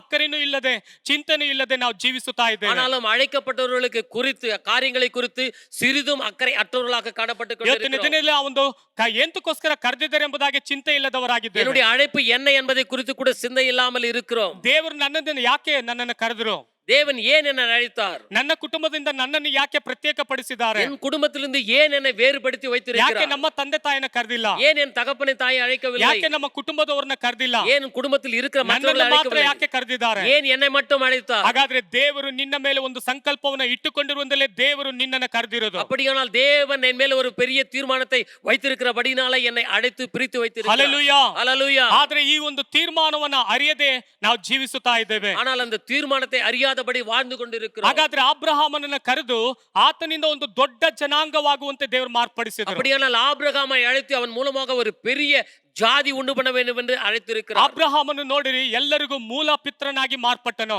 ஆபிரகாம் எல்லாருக்கும் பிதாவாக காணப்பட்டான். ಅಬ್ರಹಾಮನಿಗೆ ಹೇಳಿದ್ರು ನಿನ್ನ ಸಂತಾನದಿಂದಲೇ ಅನೇಕ ಅರಸರುಗಳು ರಾಜರುಗಳು ಉಂಟಾಗುತ್ತಾರೆ ಎಂಬುದಾಗಿ ಹೇಳಿದನು. ஆபிரகாமுக்கு தேவன் சொன்னார் உன் சந்ததி மூலமாக அநேக அரசர்கள் உருவாவார்கள் என்று சொல்லி. ಹಲ್ಲೆಲೂಯಾ. ஹல்லேலூயா. ಇವತ್ತು ಆತನ ಮುಖಾಂತರವಾಗಿ ಅನೇಕ ಸಂತತಿಗಳು ಅನೇಕ ರಾಜರುಗಳು ಉತ್ಪತ್ತಿ ಆಗುತ್ತಲೇ ಇದ್ದಾರೆ. இந்த நாளிலே பார்க்கும்போது அவன் மூலமாகவே அநேக சந்ததிகளும் அரசர்களும் உண்டாகி கொண்டிருக்கிறார்கள். ಆದ್ದರಿಂದಲೇ ದೇವರ ಸಂಕಲ್ಪವನ್ನು ಅಬ್ರಹಾಮನು ಚೆನ್ನಾಗಿ ತಿಳಿದುಕೊಂಡಿದ್ದನು. அதன் மூலமாகவே தேவனுடைய தீர்மானம் என்ன என்பதை குறித்து ஆபிரகாம் ಅழகாக தெரிந்து ಆ கொண்டிருந்தார். ದೇವರ ಸಂಕಲ್ಪವನ್ನು ನೆರವೇರಿಸೋಸ್ಕರನೇ ಅಬ್ರಹಾಮನು ದೇವರೊಳಗಡೆ ನಂಬಿಗಸ್ತನಾಗಿ ಆತನು ನಡೆದು ಹೋದನು. அதை அறிந்தபடியினாலே தேவனுக்குள்ளாக அவன் உண்மை உள்ளவனாக நடந்து கொண்டான். ಇವತ್ತು ನಿಮ್ಮನ್ನು ಕರೆಯಲ್ಪಟ್ಟುವಂತ ಕರುವಿಕೆ ಸಂಪೂರ್ಣವಾದ ಆಯುಷ್ಕಾಲದವರೆಗೂ ನಂಬಿಗಸ್ತರಾಗಿ ಕರ್ತನಿಗೆ ನೀವು ನಡೆದುಕೊಳ್ಳುವುದಕ್ಕೆ ಇಚ್ಛಿಸ್ತೀರಾ? ஒருவேளை நம்ம அழைக்கப்பட்ட நாம் ஆயுஷ்காலம் முழுதுமாக அவருக்கு நம்பிக்கை உள்ளவர்களாக நடந்து கொள்கிறோமா? ಸತ್ಯದಲ್ಲಿ ನಾವು ಗಮನಿಸುತ್ತೇವೆ, ಪೌಲನು ಇವು ಸೌಲನಾಗಿದ್ದಂತ ಪೌಲನಾಗಿ ಮಾರ್ಪಟ್ಟನು. வேதத்திலே பார்க்கும்போது சவுலாய் இருந்தவன் பவுலாய் மாறினான். ನೋಡಿರಿ, ಅವನು ಗಮಲಿಯೇಲನ ಕಾಲದಲ್ಲಿ ಅವನು ಸತ್ಯವೇದವನ್ನು ಎಲ್ಲ ವಿದ್ಯಾಭ್ಯಾಸವನ್ನು ಕಲಿತು ಬಂದಂತವನು. அவன் கமலியேல் என்றதான ஒரு காலத்துல அவன் வாழ்ந்த காலத்துல எல்லா சத்தியத்தை குறித்து அறிந்தவனாக வாழ்ந்தான். ಎಲ್ಲವನ್ನು ಆತನು ತಿಳಿದುಕೊಂಡಿದ್ದನು. எல்லாவற்றையும் தெரிந்தவன். ಎಲ್ಲವನ್ನು ತಿಳಿದುಕೊಂಡಿರುವಂತ ಮನುಷ್ಯನು ಕ್ರೈಸ್ತರಿಗೆ ವಿರುದ್ಧವಾಗಿ ಆತನು ಎದ್ದಿದನು. எல்லாவற்றையும் அறிந்தவனாய் இருந்தவன் கிறிஸ்தவர்களுக்கு விரோதமாக எழுந்தான். ಯಾರ್ಯಾರು ಯೇಸುವನ್ನು ಅಂಗೀಕರಿಸಿಕೊಂಡಿದ್ದಾರೋ ಅವ್ರನ್ನೆಲ್ಲ ಸೆರೆಮನೆಗೆ ಹಾಕಬೇಕೆಂಬುದಾಗಿ ತೀರ್ಮಾನಿಸಿದವನು. தேவனை அறிந்தவர்களை எல்லாரையும் சிறை சாலையிலே போட வேண்டும் என்று ಅವರಿಗೆ ಬೇಡಿಗಳನ್ನು ಹಾಕಬೇಕೆಂಬುದಾಗಿ ಬಯಸಿದವನು. அவருக்கு சிறைச்சாலையில் தள்ள வேண்டும் என்று சொல்லி ಅನೇಕರನ್ನು ಕೊಲ್ಲಬೇಕೆಂಬುದಾಗಿ ತೀರ್ಮಾನಿಸಿಕೊಂಡವನು. அநேகரை அவர் கொல்ல வேண்டும் என்று சொல்லி தீர்மானித்தான். ಈ ರೀತಿಯಾಗಿ ಉದ್ದೇಶದಿಂದ ಇದ್ದಂತ ಮನುಷ್ಯನ ಜೀವಿತವನ್ನೇ ದೇವರೇನ್ ಮಾಡಿದ್ರು, ತಲೆಕೆಳಕಾಗಿ ದೇವರು ಮಾರ್ಪಡಿಸಿದ್ರು. இப்படிப்பட்டதான தீர்மானத்தோடு வாழ்ந்ததான ஒரு மனுஷனுடைய வாழ்க்கையை தலைகீழாக தேவன் மாற்றி போட்டார். ನೋಡಿರಿ, ಅಪೊಸ್ತಲ ಪೌಲನಿಗೆ ನಿನ್ನ ಜನಾಂಗದಿಂದ ನಾನು ಪ್ರತ್ಯೇಕ ಪಡಿಸಿದ್ದೇನೆ ಎಂಬುದಾಗಿ ಆತನ ಪ್ರತ್ಯೇಕ ಪಡಿಸಿದರು. பாருங்க, பவுலை அந்த இடத்துல பார்க்கும்போது உன்னுடைய ஜனங்கள் மத்தியில் இருந்து உன்னை வேர்படுத்துகிறேன் என்று சொல்லி ಆ வேர்படுத்தினார். ಧರ್ಮ ಗುರುವಿನಿಂದ ದೇವರು ಪ್ರತ್ಯೇಕ ಪಡಿಸಿದರು. அந்த தர்ம குருவிலிருந்து அவர் வேர்படுத்தினார். ಅವರ ಕುಟುಂಬದಿಂದ ದೇವರು ಬೇರ್ಪಡಿಸಿದರು. அவர் குடும்பத்திலிருந்து அவர் வேறுபடுத்தினார். ಅವರ ಜನಾಂಗದಿಂದ ದೇವರು ಬೇರ್ಪಡಿಸಿದರು. அவர் ஜாதி ஜனங்கள் மத்தியில் இருந்து அவர் பிரித்தெடுத்தார். ಇವಾಗ ನೋಡಿರಿ, ಆತನು ಸತ್ಯವೇದದಲ್ಲಿ ಓದುತ್ತೇವೆ, ಗಲಾತ್ಯ ಬರೆದ ಪತ್ರಿಕೆ 1ನೇ ಅಧ್ಯಾಯ 15-16ನೇ ವಾಕ್ಯದಲ್ಲಿ ಓದುವಾಗ, ಆದರೆ ನಾನು ತಾಯಿ ಗರ್ಭದಲ್ಲಿ ಇದ್ದಾಗಲೇ ನನ್ನನ್ನು ಪ್ರತ್ಯೇಕಿಸಿ ತನ್ನ ಕೃಪೆಯಿಂದ ಕರೆದು ದೇವರು ತನ್ನ ಮಗನನ್ನು ನಾನು ಅನ್ಯ ಜನರಲ್ಲಿ ಪ್ರಸಿದ್ಧಿ ಪಡಿಸುವವನಾಗಬೇಕೆಂದು ಆತನು ನನ್ನೊಳಗಡೆ ಪ್ರಕಟಿಸುವುದಕ್ಕೆ ಪ್ರಾರಂಭಿಸಿದನು. அப்படி இருந்தும் நான் என் தாயின் வயிற்றில் இருந்தது முதல் என்னை பிரித்தெடுத்து தம்முடைய கிருபையினால் அழைத்த தேவன் தம்முடைய குமாரன் தன் புறஜாதிகளிடத்தில் சுவிசேஷமாய் அறிவிக்கும் பொருட்டாக அவரை எனக்குள் வெளிப்படுத்த பிரியமாயிருந்த போது உடனே நான் மாம்சத்தோடும் இரத்தத்தோடும் யோசனை பண்ணாமலும். ನೋಡಿದ್ರೆ, ಅವರು ಶರೀರದೊಂದಿಗೆ ಅವರು ಇರುವಂತ ಬಲದೊಂದಿಗೆ ಯೋಚನೆ ಮಾಡದ ಹಾಗೆ ದೇವರೇನ್ ಮಾಡಿದ್ರು, ಆತನ ಮುಖಾಂತರವಾಗಿ ಹೇಗಾದ್ರೂ ಅನ್ಯ ಜನರಿಗೆ ಶುಭ ವರ್ತಮಾನ ಸಾರಬೇಕೆಂಬುದಾಗಿ ಹೇಳಿ ಆ ಒಂದು ಸ್ಥಳದಲ್ಲಿ ತೀರ್ಮಾನ ತೆಗೆದುಕೊಂಡನು. பாருங்க, அந்த இடத்துல தன்னுடைய பலத்தினாலும் மாம்சத்தினுடைய கிரியைகளாலும் அந்த சுவிசேஷத்தை அறிக்கை செய்ய சுவிசேஷத்தை பரவ வேண்டும் என்று சொல்லி தீர்மானம் எடுக்காதபடி தேவனுடைய கிருபையினால சித்தத்தினால செய்ய வேண்டும் என்று சொல்லி அவர் ஒரு தீர்மானத்தை எடுத்தார். ಮೊದಲು ಸೌಲನಾಗಿದ್ದನು. முதலாவது பார்க்கும்போது சவுலா இருந்தார். ಆದ್ರೆ ಇವಾಗ ಯೇಸು ಕ್ರಿಸ್ತನ ಆತನನ್ನು ಬದಲಾಯಿಸಿದ ಮೇಲೆ ಪೌಲನಾಗಿ ಮಾರ್ಪಟ್ಟನು. இயேசு அவரை மாற்றின பிறகு அவர் பவுலாய் மாறினார். ಒಬ್ಬ ಕೊಲೆಗಾರನನ್ನ ದೇವರು ಬದಲಾಯಿಸಿದರು. ஒரு கொலை செய்கிறவனை தேவன் மாற்றி ಒಬ್ಬ போடுகிறார். ಕ್ರೈಸ್ತ ಹಿಂಸಕರನ್ನ ಪಡಿಸುವಂತ ವ್ಯಕ್ತಿಯನ್ನ ದೇವರು ಬದಲಾಯಿಸಿದರು. கிறிஸ்துவங்களை இம்சைப்படுத்துகிறவனே அவர் ಅವರೆಲ್ಲರನ್ನು ಇಲ್ಲದಂತೆ ಮಾರ್ಪಡಿಸಬೇಕೆಂಬುದಾಗಿ ಯೋಚಿಸಿಕೊಂಡಂತ ಮನುಷ್ಯನನ್ನ ದೇವರು ಬದಲಾಯಿಸಿದರು. கிறிஸ்துவர்கள் இருக்கக்கூடாது என்று சொல்லி எண்ணினான ஒரு மனுஷனை அவர் ಮುற்றிலுமாக மாற்றினார். ಸತ್ಯವೇದದಲ್ಲಿ ಓದುತ್ತೇವೆ, ರೋಮ ಬರೆದ ಪತ್ರಿಕೆ 1ನೇ ಅಧ್ಯಾಯ 1ನೇ ವಾಕ್ಯದಲ್ಲಿ ಓದುವಾಗ, ಯೇಸು ಕ್ರಿಸ್ತನ ದಾಸನು ಅಪೊಸ್ತಲನಾಗುವುದಕ್ಕೆ ಕರೆಯಲ್ಪಟ್ಟವನು ದೇವರ ಸುವಾರ್ತೆಯನ್ನು ಸಾರುವುದಕ್ಕಾಗಿ ನೇಮಿಸಲ್ಪಟ್ಟವನು ಆಗಿರುವ ಪೌಲನು ಎಂಬುದಾಗಿ ಸತ್ಯವೇದ ಹೇಳುತ್ತದೆ. இயேசு கிறிஸ்துவின் ஊழியக்காரனும் அப்போஸ்தலனுமாய் இருக்கும்படி அழைக்கப்பட்டவனும் தேவனுடைய சுவிசேஷத்துக்காக பிரித்தெடுக்கப்பட்டவனுமாகிய பவுல் என்று சொல்லி எழுதப்பட்டிருக்கிறது. ದೇವರು ಆ ಮನುಷ್ಯನನ್ನ ಬೇರ್ಪಡಿಸಿದರು. ಸಹೋದರನೇ ಸಹೋದರಿಯೇ, ನಿನ್ನನ್ನು ಒಂದು ವೇಳೆ ಸುವಾರ್ತೆ ಸಾರೋದಕ್ಕೋಸ್ಕರ ದೇವರು ನಿನ್ನನ್ನು ಬೇರ್ಪಡಿಸಿಟ್ಟಿರಬಹುದು. ಒಂದು ವೇಳೆ ಸೇವೆ ಮಾಡೋದಕ್ಕೋಸ್ಕರ ಬೇರ್ಪಡಿಸಿಟ್ಟಿರಬಹುದು. ಒಂದು ವೇಳೆ ಆರಾಧನೆ ಮಾಡೋದಕ್ಕೋಸ್ಕರ ದೇವರು ನಿನ್ನನ್ನು ಬೇರ್ಪಡಿಸಿಟ್ಟಿರಬಹುದು. ಒಂದು ವೇಳೆ ಅನೇಕ ಜನರಿಗೆ ಹೋಗಿ ಒಂದು ವೇಳೆ ಟ್ಯಾಕ್ಸ್ಗಳ ಮುಖಾಂತರವಾಗಿ ನೀನು ಶುಭ ವರ್ತಮಾನ ಸಾರೋದಕ್ಕೋಸ್ಕರ ದೇವರು ನಿನ್ನನ್ನು ಪ್ರೇರೇಪಿಸಿರಬಹುದು. பவுலை எப்படி தேவன் அழைத்தார், அதே போல கூட நம்மை அநேகருக்கு பிரயோஜனம் உள்ளவர்களாக ஒருவேளை டாக்ஸ் கொடுக்கும்படியாக, ஜெபிக்கும்படியாக, ஆராதனைக்கும்படியாக, சுவிசேஷத்தை அறிவிக்கும்படியாக கூட ನಮ್ಮ வாழ்க்கையில தேவன் அவருடைய அழைப்பு இருக்கும். ಆದ್ರೆ ಮೊದಲು ಪೌಲನು ಸೌಲನಾಗಿದ್ದಂತ ಈ ಮನುಷ್ಯನು ಕ್ರೈಸ್ತರನ್ನು ಹಿಂಸೆ ಪಡಿಸುತ್ತಾ ಇದ್ದನು. ಆದ್ರೆ ಇವಾಗ ಪೌಲನು ಯೇಸು ಕ್ರಿಸ್ತನ ಸುವಾರ್ತೆಯ ರಾಯಭಾರಿಯಾಗಿ ಆತನು ಮುಂದುವರಿಯುವುದಕ್ಕೆ ಪ್ರಾರಂಭಿಸಿದನು. கிறிஸ்துவை அழிக்க வேண்டும் என்று சொல்லி இம்சை செய்து கொண்டிருந்தான் அந்த மனுஷன் இந்த நாளில பார்க்கும்போது தேவனுடைய வார்த்தையை அறிவிக்கும்படியாக ஒரு ராஜபாரியாக, அவர் கவர்னராக காணப்படுகிறார். ನೋಡಿದ್ರೆ ಆತನು ಒಬ್ಬ ರಾಯಭಾರಿಯಾಗಿ ಮಾರಲ್ಪಟ್ಟನು. பாருங்க, அவர் கவர்னரை போல ಅದು காணப்படுகிறார். ಯಾರಿಗೋಸ್ಕರ ರಾಯಭಾರಿಯಾಗಿ ಮಾರಲ್ಪಟ್ಟನು? ಒಬ್ಬ ಕ್ರಿಸ್ತನಿಗೋಸ್ಕರ, ಯೇಸು ಸ್ವಾಮಿಗೋಸ್ಕರ ಆತನು ರಾಯಭಾರಿಯಾಗಿ ಮಾರಲ್ಪಟ್ಟನು. யாருக்காக அவர் கவர்னராக மாறினார் என்றால் இயேசு கிறிஸ்துவுக்காக. ಸತ್ಯದ ಹೇಳ್ತದೆ, ಎಫೆಸ ಬರೆದ ಪತ್ರಿಕೆ 6:20 ವಾಕ್ಯದಲ್ಲಿ ಓದುತ್ತೇವೆ, ಆ ಸತ್ಯಾರ್ಥದ ನಿಮಿತ್ತವೇ ರಾಯಭಾರಿಯಾದ ನಾನು ಬೇಡಿಯಲ್ಲಿ ಬಿದ್ದಿದ್ದೇನೆಲ್ಲ, ಅದರ ವಿಷಯದಲ್ಲಿ ಧೈರ್ಯವಾಗಿ ಮಾತನಾಡುವ ಹಂಗಿನಲ್ಲಿದ್ದೇನೆ. நான் தைரியமாக என் வாயை திறந்து சுவிசேஷத்தின் ரகசிய அறிவிப்பதற்கு வாக்கு எனக்கு கொடுக்கும்படி எனக்காக விண்ணப்பம் பண்ணுங்கள். ನೋಡಿದ್ರೆ ಆತನು ಇಲ್ಲಿ ಸತ್ಯದಲ್ಲಿ ಕನ್ನಡದಲ್ಲಿ ಬಹಳ ಸ್ಪಷ್ಟವಾಗಿ ಅವರು ರಾಯಭಾರಿಯಾಗಿದ್ದರು. அவர் கவர்னரை போல இருந்தார். ಅವರು ಎಲ್ಲಾ ಕಡೆ ಶುಭ ವರ್ತಮಾನ ಸಾರುವುದಕ್ಕೆ ಕ್ರಿಸ್ತನ ಒಂದು ರಾಯಭಾರಿಯಾಗಿ ಕಾಣಲ್ಪಟ್ಟರು. எல்லா இடத்திலும் தேவனுடைய வார்த்தைகளை அறிவிக்கும்படியாக ஒரு கவர்னரை போல அவர் வெளிப்பட்டார். ಇವತ್ತು ನಾವು ಹೇಗಿದ್ದೀವಿ? இந்த நாளில் நானும் நீயும் எப்படி இருக்கிறோம்? ದೇವರ ಸಂಕಲ್ಪ, ಕರೆಯಲ್ಪಟ್ಟಂತ ಸಂಕಲ್ಪ ಹೆಂಗಿದೆ ಎಂಬುದಾಗಿ ಯೋಚಿಸಿದ್ದೇವಾ? தேவனுடைய அழைப்பு தீர்மானம் என்னுடைய வாழ்க்கையில எப்படி இருக்கிறது என்பதை ನೀವು அறிந்திருக்கிறோமா? ಯಾರಿಗೋಸ್ಕರ ರಾಯಭಾರಿಯಾಗಿದ್ದೀರಾ? இது யாருக்காக கவர்னரை போல இருக்கிறார்? ನಿಮ್ಮ ಕುಟುಂಬಕ್ಕೋಸ್ಕರ, குடும்பத்திற்காக, ನಿಮ್ಮ ಮಕ್ಕಳಿಗೋಸ್ಕರ, பிள்ளைகளுக்காக, ಅಥವಾ ಅಳಿದು ಹೋಗುತ್ತಿರುವಂತ ಆತ್ಮ ಮಕ್ಕಳಿಗೋಸ್ಕರ? ஒருவேளை அழிந்து போய் கொண்டிருக்கிற ஆத்மாக்களுக்காகவா? ನೀವು ರಾಯಭಾರಿಯಾಗಿದ್ದೀರಾ? ನೀವು கவர்னரை போல ನೀವು இருக்கிறீர்களா? ರಾಯಭಾರಿಯಾಗಿ ಮಾರ್ಪಡಬೇಕು. நாம் கவர்னரை போல காணப்பட ನೀವು வேண்டும். ಯೇಸು ಕ್ರಿಸ್ತನ ರಾಯಭಾರಿಗಳಾಗಿ ಮಾರ್ಪಡಿ. நீ இயேசுவினுடைய சுவிசேஷகனாக போல இருக்க ಆಗ வேண்டும். ದೇವರ ಸಂಕಲ್ಪವು ನಿನ್ನಲ್ಲಿ ನಡೆಯುವುದಕ್ಕೆ ಸಾಧ್ಯ. அப்போது மட்டுமே தேவனுடைய தீர்மானம் நம்முடைய வாழ்க்கையில நிறைவேறும். ಎರಡನೇದಾಗಿ ದೇವರ ಸಂಕಲ್ಪದ ಮೇರೆಗೆ ದೇವರು ನಮ್ಮನ್ನು ಅನ್ಯೂನ್ಯತೆಯಲ್ಲಿ ಇರುವುದಕ್ಕಾಗಿ ಕರೆದನು.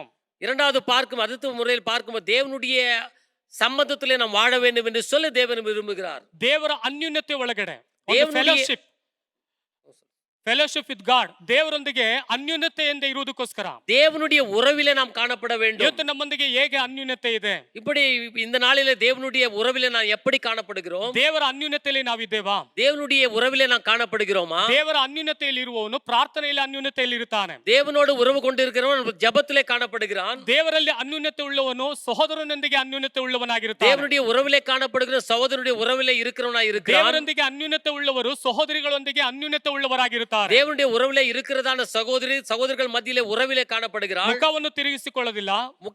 அவர் முகத்தை திருப்பிக் கொள்வதில்லை. ಯಾಕಂದ್ರೆ ಆ ಅನ್ಯೂನ್ಯತೆ ಏನ್ ಮಾಡುತ್ತೆ? ಅವರ ಜೀವಿತದಲ್ಲಿ ಉತ್ಸಾಹವನ್ನು ಉಂಟು ಮಾಡುವುದಕ್ಕೆ ಪ್ರಾರಂಭಿಸುತ್ತದೆ. தேவனுடைய உறவு அவருடைய வாழ்க்கையில ஒரு உற்சாகத்தை கொண்டு வருகிறது. ನಾವು ದೇವರ ಅನ್ಯೂನ್ಯತೆಯಲ್ಲಿ ನಾವು ಇರುವುದಕ್ಕೆ ದೇವರೇನ್ ಮಾಡಿದಾರೆ? ನಮ್ಮನ್ನು ಕರೆದಿದ್ದಾನೆ. தேவனுடைய உறவிலே வாழும்படியாக தேவனால் அழைக்கப்பட்டிருக்கிறோம். ದೇವರ ಒಂದು ಮಹತ್ತರವಾದ ಉದ್ದೇಶದ ಒಂದು ಭಾಗವಾಗಿದೆ ಈ ಒಂದು ಅನ್ಯೂನ್ಯತೆ. தேவனுடைய அழைப்பு, உறவு என்பது பெரிய ஒரு ಕಾರ್ಯமாய் ಕಾಣப்படுகிறது. ಈ ವಾಕ್ಯವು ಬಹಳ ಸ್ಪಷ್ಟವಾಗಿ, ವಚನವು ಬಹಳ ಸ್ಪಷ್ಟವಾಗಿ ಹೇಳುತ್ತದೆ, ದೇವರು ನಂಬಿಗಸ್ತನಾಗಿದ್ದನು, ನಮ್ಮನ್ನು ಆತನ ತನ್ನ ಮಗನ ಕ್ರಿಸ್ತನೊಂದಿಗೆ ಅನುಸಂಧಾನ ಮಾಡಿಕೊಳ್ಳೋದಕ್ಕೋಸ್ಕರ ನಮ್ಮನ್ನು ಕರೆದಿದ್ದಾರೆ. ಅನುಸಂಧಾನ ಅಂತ ಹೇಳಿದ್ರೆ ದೇವರೊಂದಿಗೆ ಅನ್ಯೂನ್ಯವಾಗಿರುವುದಕ್ಕೋಸ್ಕರ. இந்த வசனம் அழகாக சொல்லப்படுகிறது. தேவனுடைய உறவிலே நம் மகனாக காணப்பட வேண்டும் என்று சொல்லி எழுதப்பட்டிருக்கிறது. ಸತ್ಯದ ಹೇಳುತ್ತದೆ, ಮೀಕನ ಬರೆದ ಪ್ರವಾದನೆ ಗ್ರಂಥ 6:8 ವಾಕ್ಯದಲ್ಲಿ ಓದುತ್ತೇವೆ, ಅವನು ಏನ್ ಮಾಡಬೇಕು? ದೇವರೊಂದಿಗೆ ನಡೆಯಬೇಕು. அப்படி என்றால் நாம் தேவனோடு கூட நடக்கிறவர்களாக காணப்பட ವಾಕ್ வேண்டும். ವಿತ್ ಗಾಡ್, ದೇವರೊಂದಿಗೆ ನಾವು ನಡೆಯುವಂತವರಾಗಿರಬೇಕು. தேவனோடு கூட நடக்கிறவர்களாக காணப்பட வேண்டும். ಮನುಷ್ಯನೇ ಒಳ್ಳೆಯದು ಇಂಥದೇ ಎಂದು ಯೆಹೋವನು ನಿನಗೆ ತೋರಿಸಿದ್ದಾನಷ್ಟೇ. ನ್ಯಾಯವನ್ನು ಆಚರಿಸುವುದು, ಕರುಣೆಯನ್ನು ಆಸಕ್ತನಾಗಿರುವುದು, ನಿನ್ನ ದೇವರಿಗೆ ನಮ್ರನಾಗಿ ನಡೆದುಕೊಳ್ಳುವುದು, ಇಷ್ಟನ್ನೇ ಹೊರತು ಯೆಹೋವನು ನಿನ್ನಿಂದ ಇನ್ನೇನು ಅಪೇಕ್ಷಿಸುವವನಲ್ಲ. மனுஷனே, நன்மை இன்னதென்று அவர் உனக்கு அறிவித்திருக்கிறார். நியாயம் செய்து இரக்கத்தை சிநேகித்து உன் தேவனுக்கு முன்பாக மனத்தாழ்மையாய் நடப்பதை அல்லாமல் வேறே என்னதை கர்த்தர் உன்னிடத்திலே கேட்கிறார். ನಿನ್ನಿಂದ ಯಾವುದನ್ನು ಅಪೇಕ್ಷಿಸುತ್ತಾ ಇಲ್ಲ. உன்னிடத்திலிருந்து தேவன் எதையும் எதிர்பார்ப்பதில்லை. ಯಾವುದನ್ನು ಅಪೇಕ್ಷಿಸುತ್ತಾರೆ ಅಂತ ಹೇಳಿದ್ರೆ ನ್ಯಾಯವಾದ ರೀತಿಯಲ್ಲಿ ಆಚರಿಸಬೇಕು. எதை எதிர்பார்க்கிறார்? நியாயத்தை. ಕರುಣೆಯಲ್ಲಿ ನೀನು ಆಸಕ್ತನಾಗಿರಬೇಕು. இரக்கத்திலே நீ உற்சாகமுள்ளவனாய் இருக்க வேண்டும் என்று ದೇವರ ಸನ್ನಿಧಾನದಲ್ಲಿ ನಮ್ರತೆ ಉಳ್ಳವನಾಗಿ. ನಮ್ರತೆ ಅಂತ ಹೇಳಿದ್ರೆ ತನ್ನನ್ನು ತಗ್ಗಿಸಿಕೊಂಡು ಇರುವಂತಹ ವ್ಯಕ್ತಿಯಾಗಿ ಕಾಣಲ್ಪಡಬೇಕು. தேவனுடைய சமூகத்தில் நீ அடக்கம் உள்ளவனாய் காணப்பட வேண்டும் என்று சொல்லி ದೇವ ಮನುಷ್ಯನು ನೀತಿಯುತವನಾಗಿರಬೇಕು, தேவ மனுஷன் ನೀதி உள்ளவனாக காணப்பட வேண்டும், ಕರುಣೆಯುತನಾಗಿರಬೇಕು, கருணை உள்ளவனாக இருக்க வேண்டும், ನಮ್ರತೆಯಿಂದ ದೇವರ ಜೊತೆಯಲ್ಲಿ ನಡೆಯುವವನಾಗಿರಬೇಕು. அடக்கம் உள்ளவனாக தேவனோடு நடக்கிறவனாக காணப்பட ನಮ್ಮ வேண்டும். ಜೀವಿತದಲ್ಲಿ ಮೇಲೆ ಹೇಳಲ್ಪಟ್ಟುವಂತ ವಾಕ್ಯದ ಪ್ರಕಾರವಾಗಿ ನಾವೇನ್ ಮಾಡಬೇಕು?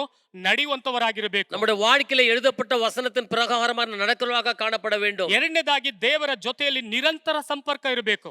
தேவனோடு கூட நிரந்தரமான உறவிலே நாம் வாழ வேண்டும். ಅನ್ಯೋನ್ಯವಾಗಿರುವಂತವನು ದೇವರೊಂದಿಗೆ ಏನಿರಬೇಕು? ನಿರಂತರವಾದ ಒಂದು ಸಂಪರ್ಕ ಇರಬೇಕು. அவரோடு கூட இருக்கிறவன் அது உறவு பிரியாத உறவாய் இருக்க வேண்டும். ಹಾಗಾದ್ರೆ ಅವನು ಕಂಟಿನ್ಯೂಯಲ್ ಫೆಲೋಶಿಪ್ ಅಂದ್ರೆ ನಿರಂತರವಾದ ಒಂದು ಸಂಪರ್ಕದೊಂದಿಗೆ ಅವನು ಇರಬೇಕು. இடைவெளி இராதபடிக்கு தொடர்ச்சியான ஒரு உறவிலே அவன் காணப்பட வேண்டும். 1 ತೆಸಲೋನಿಕ 5:17-18 ವಾಕ್ಯದಲ್ಲಿ ಓದುತ್ತೇವೆ, ಎಡಬಿಡದೆ ಪ್ರಾರ್ಥನೆ ಮಾಡಿರಿ, ಎಲ್ಲದರಲ್ಲೂ ಕೃತಜ್ಞತಾ ಸ್ತುತಿ ಮಾಡಿರಿ, ಇದೇ ನಿಮ್ಮ ವಿಷಯವಾಗಿ ಯೇಸು ಕ್ರಿಸ್ತನಲ್ಲಿ ತೋರಿ ಬಂದ ದೇವರ ಚಿತ್ತವಾಗಿದೆ. இடைவிடாமல் ஜெபம் பண்ணுங்கள், எல்லாவற்றிலும் ஸ்தோத்திரம் செய்யுங்கள், அப்படி செய்வதே கிறிஸ்து இயேசுவுக்குள் உங்களை குறித்து தேவனுடைய சித்தமாய் இருக்கிறது. ಇಲ್ಲಿ ಒಬ್ಬ ಮನುಷ್ಯನ ನಾವು ಉದಾಹರಣೆಗೆ ಗಮನಿಸುತ್ತೇವೆ.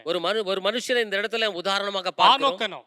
ಆನೋಕನು ಆನೋಕನು 65 ವರ್ಷ ಹೇಗೆ ಜೀವಿಸಿದನೆಂದು ಗೊತ್ತಿಲ್ಲ, ಆದ್ರೆ 300 ವರ್ಷ ದೇವರೊಂದಿಗೆ ಅವನು ಅನ್ಯೋನ್ಯವಾಗಿ ಜೀವಿಸಿದನೆಂಬುದಾಗಿ ಸತ್ಯವೇದದಲ್ಲಿ ಓದುತ್ತೇವೆ. ஏனோக்கு எப்படி வாழ்ந்தான் என்று சொல்லவில்லை, ஆனா தேவனோடு கூட 300 வருட காலமாக அவன் சஞ்சரித்தான் என்று சொல்லி. ಅವನು ಬದುಕಿದ ಕಾಲವೆಲ್ಲ 365 ವರ್ಷ. அவன் வாழ்ந்த நாட்கள் 360 வருடங்கள். ಹಾಗಾದ್ರೆ ದೇವರೊಂದಿಗೆ ಅವನು ನಡೆದು ಹೋಗುವಾಗ ಅನ್ಯೋನ್ಯವಾಗಿದ್ದನು. அவன் தேவனோடு நடக்கும்போது அந்த ಉறವಿலே ஒரு நெருக்கம் ಕಾಣப்படுகிறது. ಆದಿಕಾಂಡ 5:24 ವಾಕ್ಯದಲ್ಲಿ ಓದುತ್ತೇವೆ, ಆನೋಕನು ದೇವರೊಂದಿಗೆ ಅನ್ಯೋನ್ಯವಾಗಿ ನಡೆದುಕೊಳ್ಳುತ್ತಾ ಇರುವಾಗ ದೇವರು ಅವನನ್ನು ಕರೆದುಕೊಂಡದರಿಂದ ಕಾಣದೆ ಹೋದನು. ஏனோக்கு தேவனோடு சஞ்சரித்துக் கொண்டிருக்கையில் காணப்படாமற் போனார், தேவன் அவனை எடுத்துக்கொண்டார். ದೇವರೊಂದಿಗೆ ಯಾವ ಮನುಷ್ಯನು ಅನ್ಯೋನ್ಯವಾಗಿ ನಡೆಯುತ್ತಾನೋ, ದೇವರೊಂದಿಗೆ ಯಾವಾಗ ಸಂಪರ್ಕವನ್ನು ಇಟ್ಟುಕೊಂಡಿರ್ತಾನೋ, ದೇವರೊಂದಿಗೆ ನಡೆಯಬೇಕೆಂಬುದಾಗಿ ತನ್ನ ಜೀವಿತವನ್ನ ಸಮರ್ಪಿಸಿಕೊಂಡಿರ್ತಾನೋ, ಖಂಡಿತವಾಗಿಯೂ ಆನೋಕನು ಹೇಗೆ ಕಾಣದೆ ಹೋದನೋ, ಈಗಿನ ಕಾಲದಲ್ಲಿ ಕರ್ತನು ಬರುವಂತ ದಿನಗಳಲ್ಲಿ ನಾವು ನೀವು ಕಾಣದೆ ಹೋಗ್ಬೇಕಾದ್ರೆ ನಾವು ಅನ್ಯೋನ್ಯವಾಗಿ ನಡೆಯಬೇಕು. ஏனோக்கு எப்படி தேவனோடு கூட சஞ்சரித்து வாழ்ந்து கொண்டிருந்தானோ, உண்மையா இருந்தானோ, அதே போல நாம் வாழ்கிற போது தேவன் வருகையிலே நாமும் கூட எடுத்துக்கொள்ளப்படுவோம். ಒಂದು ಕಾಲ ಬರುತ್ತದೆ, ஒரு காலம் வருகிறது, ಎಲ್ಲಾ ಸಭೆಗಳಲ್ಲೂ ದೇವರು ಆರಾಧನೆ ಮಾಡುತ್ತಾರೆ, எல்லா சபைகளிலும் ஆராதனை நடக்கிறது, ಎಲ್ಲಾ ಸಭೆಗಳಲ್ಲೂ ದೇವರ ವಾಕ್ಯವನ್ನು ಕೇಳುತ್ತಾರೆ, எல்லா சபைகளிலும் தேவனுடைய வசனங்களை கேட்கிறாங்க. ಯಾವ ಮನುಷ್ಯನು ದೇವರೊಂದಿಗೆ ಅನ್ಯೋನ್ಯವಾಗಿರುತ್ತಾನೋ, எந்த ஒரு மனுஷன் தேவனோடு உறவிலே இருக்கிறானೋ, ಯಾವಾಗ ದೇವರೊಂದಿಗೆ ನಡೆಯುವುದಕ್ಕೆ ಪ್ರಾರಂಭಿಸುತ್ತಾನೋ, தேவனோடு நடக்க முற்படுகிறானೋ, ಎಲ್ಲಾ ಜನರೊಂದಿಗೆ ಐಕ್ಯವಾಗಿರುತ್ತಾನೋ, எல்லா ஜனங்களோடு கூட ಅವನು ಐಕ್ಯമായി ಹೇಗೆ ಇರುತ್ತಾನೋ, ಆನೋಕನು ಕಾಣದೆ ಹೋದನೋ ಅದೇ ರೀತಿಯಾಗಿ ನಾವು ಕೂಡ ಒಂದು ದಿನ ದೇವರೊಂದಿಗೆ ಅನ್ಯೋನ್ಯವಾಗಿರುವಾಗ ಕಾಣದೆ ಹೋಗುತ್ತೇವೆ. ஏனோக்கு எப்படி காணப்படாமல் போனானோ அதே போல தேவனுடைய வருகையிலே நாம் கூட ಆ காணப்படாமல் ಕಾಲವು ಬರುತ್ತದೆ, அந்த நாட்கள் வருகிறது. ಆ ಕಾಲವು ಬರುವಾಗ ಸಭೆ ನೀವು ನಾವು ದೇವರೊಂದಿಗೆ ಅನ್ಯೋನ್ಯವಾಗಿರುವುದನ್ನ ಅಭ್ಯಾಸ ಮಾಡಿಕೊಳ್ಳೋಣ. அந்த நாட்களுக்காக இந்த நாளிலே கூட நாம் அதுக்காக நாம் பிரயாசப்படுவதாக ದೇವರ காணப்பட ಸಂಕಲ್ಪ வேண்டும். ಏನೆಂಬುದನ್ನ ಅರ್ಥ ಮಾಡಿಕೊಳ್ಳಿರಿ. தேவனுடைய தீர்மானம் என்னுடைய வாழ்க்கையில என்ன என்பதை அறிந்து கொள்ளுங்கள். ನಿನ್ನನ್ನು ದೇವರು ಪ್ರತ್ಯೇಕವಾಗಿ ಕರೆದಿದ್ದಾರೆ. தேவன் நம்மை வேர்படுத்தி அழைத்திருக்கிறார். ನಿನ್ನನ್ನು ದೇವರು ಪ್ರತ್ಯೇಕವಾಗಿ ಕರೆದಿರುವಾಗ ನೀನು ಮತ್ತೆ ಹೋಗಿ ಅನ್ಯ ಜನರೊಂದಿಗೆ ಇಜ್ಜೋಡಾಗಬೇಡ, ಅನ್ಯ ಜನರೊಂದಿಗೆ ಸಂಪರ್ಕ ಇಟ್ಟುಕೊಳ್ಳಬೇಡ, ದೇವರೊಂದಿಗೆ ಸಂಪರ್ಕವನ್ನು ಇಟ್ಟುಕೋ. தேவன் நம்மை வேர்படுத்தி அழைத்திருக்கிற போது மறுபடியும் அந்நிய ஜனங்கள் மத்தியிலே நீர் ஒரு கலவை வைத்துக் கொள்ளாதபடிக்கு தனிமையா இருக்க கற்றுக்கொள்ள வேண்டும். ನೀನ್ ದೇವರೊಂದಿಗೆ ಅನ್ಯೋನ್ಯವಾಗಿರುವುದಕ್ಕಾಗಿ ಕರೆದಿದ್ದಾರೆ. ಅದಕ್ಕೆ ಸಭೆಯಲ್ಲಿರುವಂತ ಎಲ್ಲಾ ದೇವಜನರೊಂದಿಗೆ ನೀವು ಅನ್ಯೋನ್ಯತೆಯಿಂದ ಇರುವುದನ್ನ ಕಲಿತುಕೊಳ್ಳಿರಿ. தேவனோடு ஐக்கியமாய் இருக்க வேண்டும் என்று அழைக்கப்பட்ட தேவன் மற்ற ஜனங்களோடு கூட இருக்க வேண்டும் என்று சொல்லி விரும்புகிறார். ದೇವರೊಂದಿಗೂ ಅನ್ಯೋನ್ಯವಾಗಿರ್ರಿ. தேவனோடு கூட நீங்கள் ಅನ್ಯೋನ್ಯமாய் இருங்க. ಅನುದಿನವೂ ದೇವರೊಂದಿಗೆ ಸಂಪರ್ಕವನ್ನ ಇಟ್ಟುಕೊಂಡಿರಿ. ಅನುದಿನமும் தேவனோடு கூட உறவாடுங்க.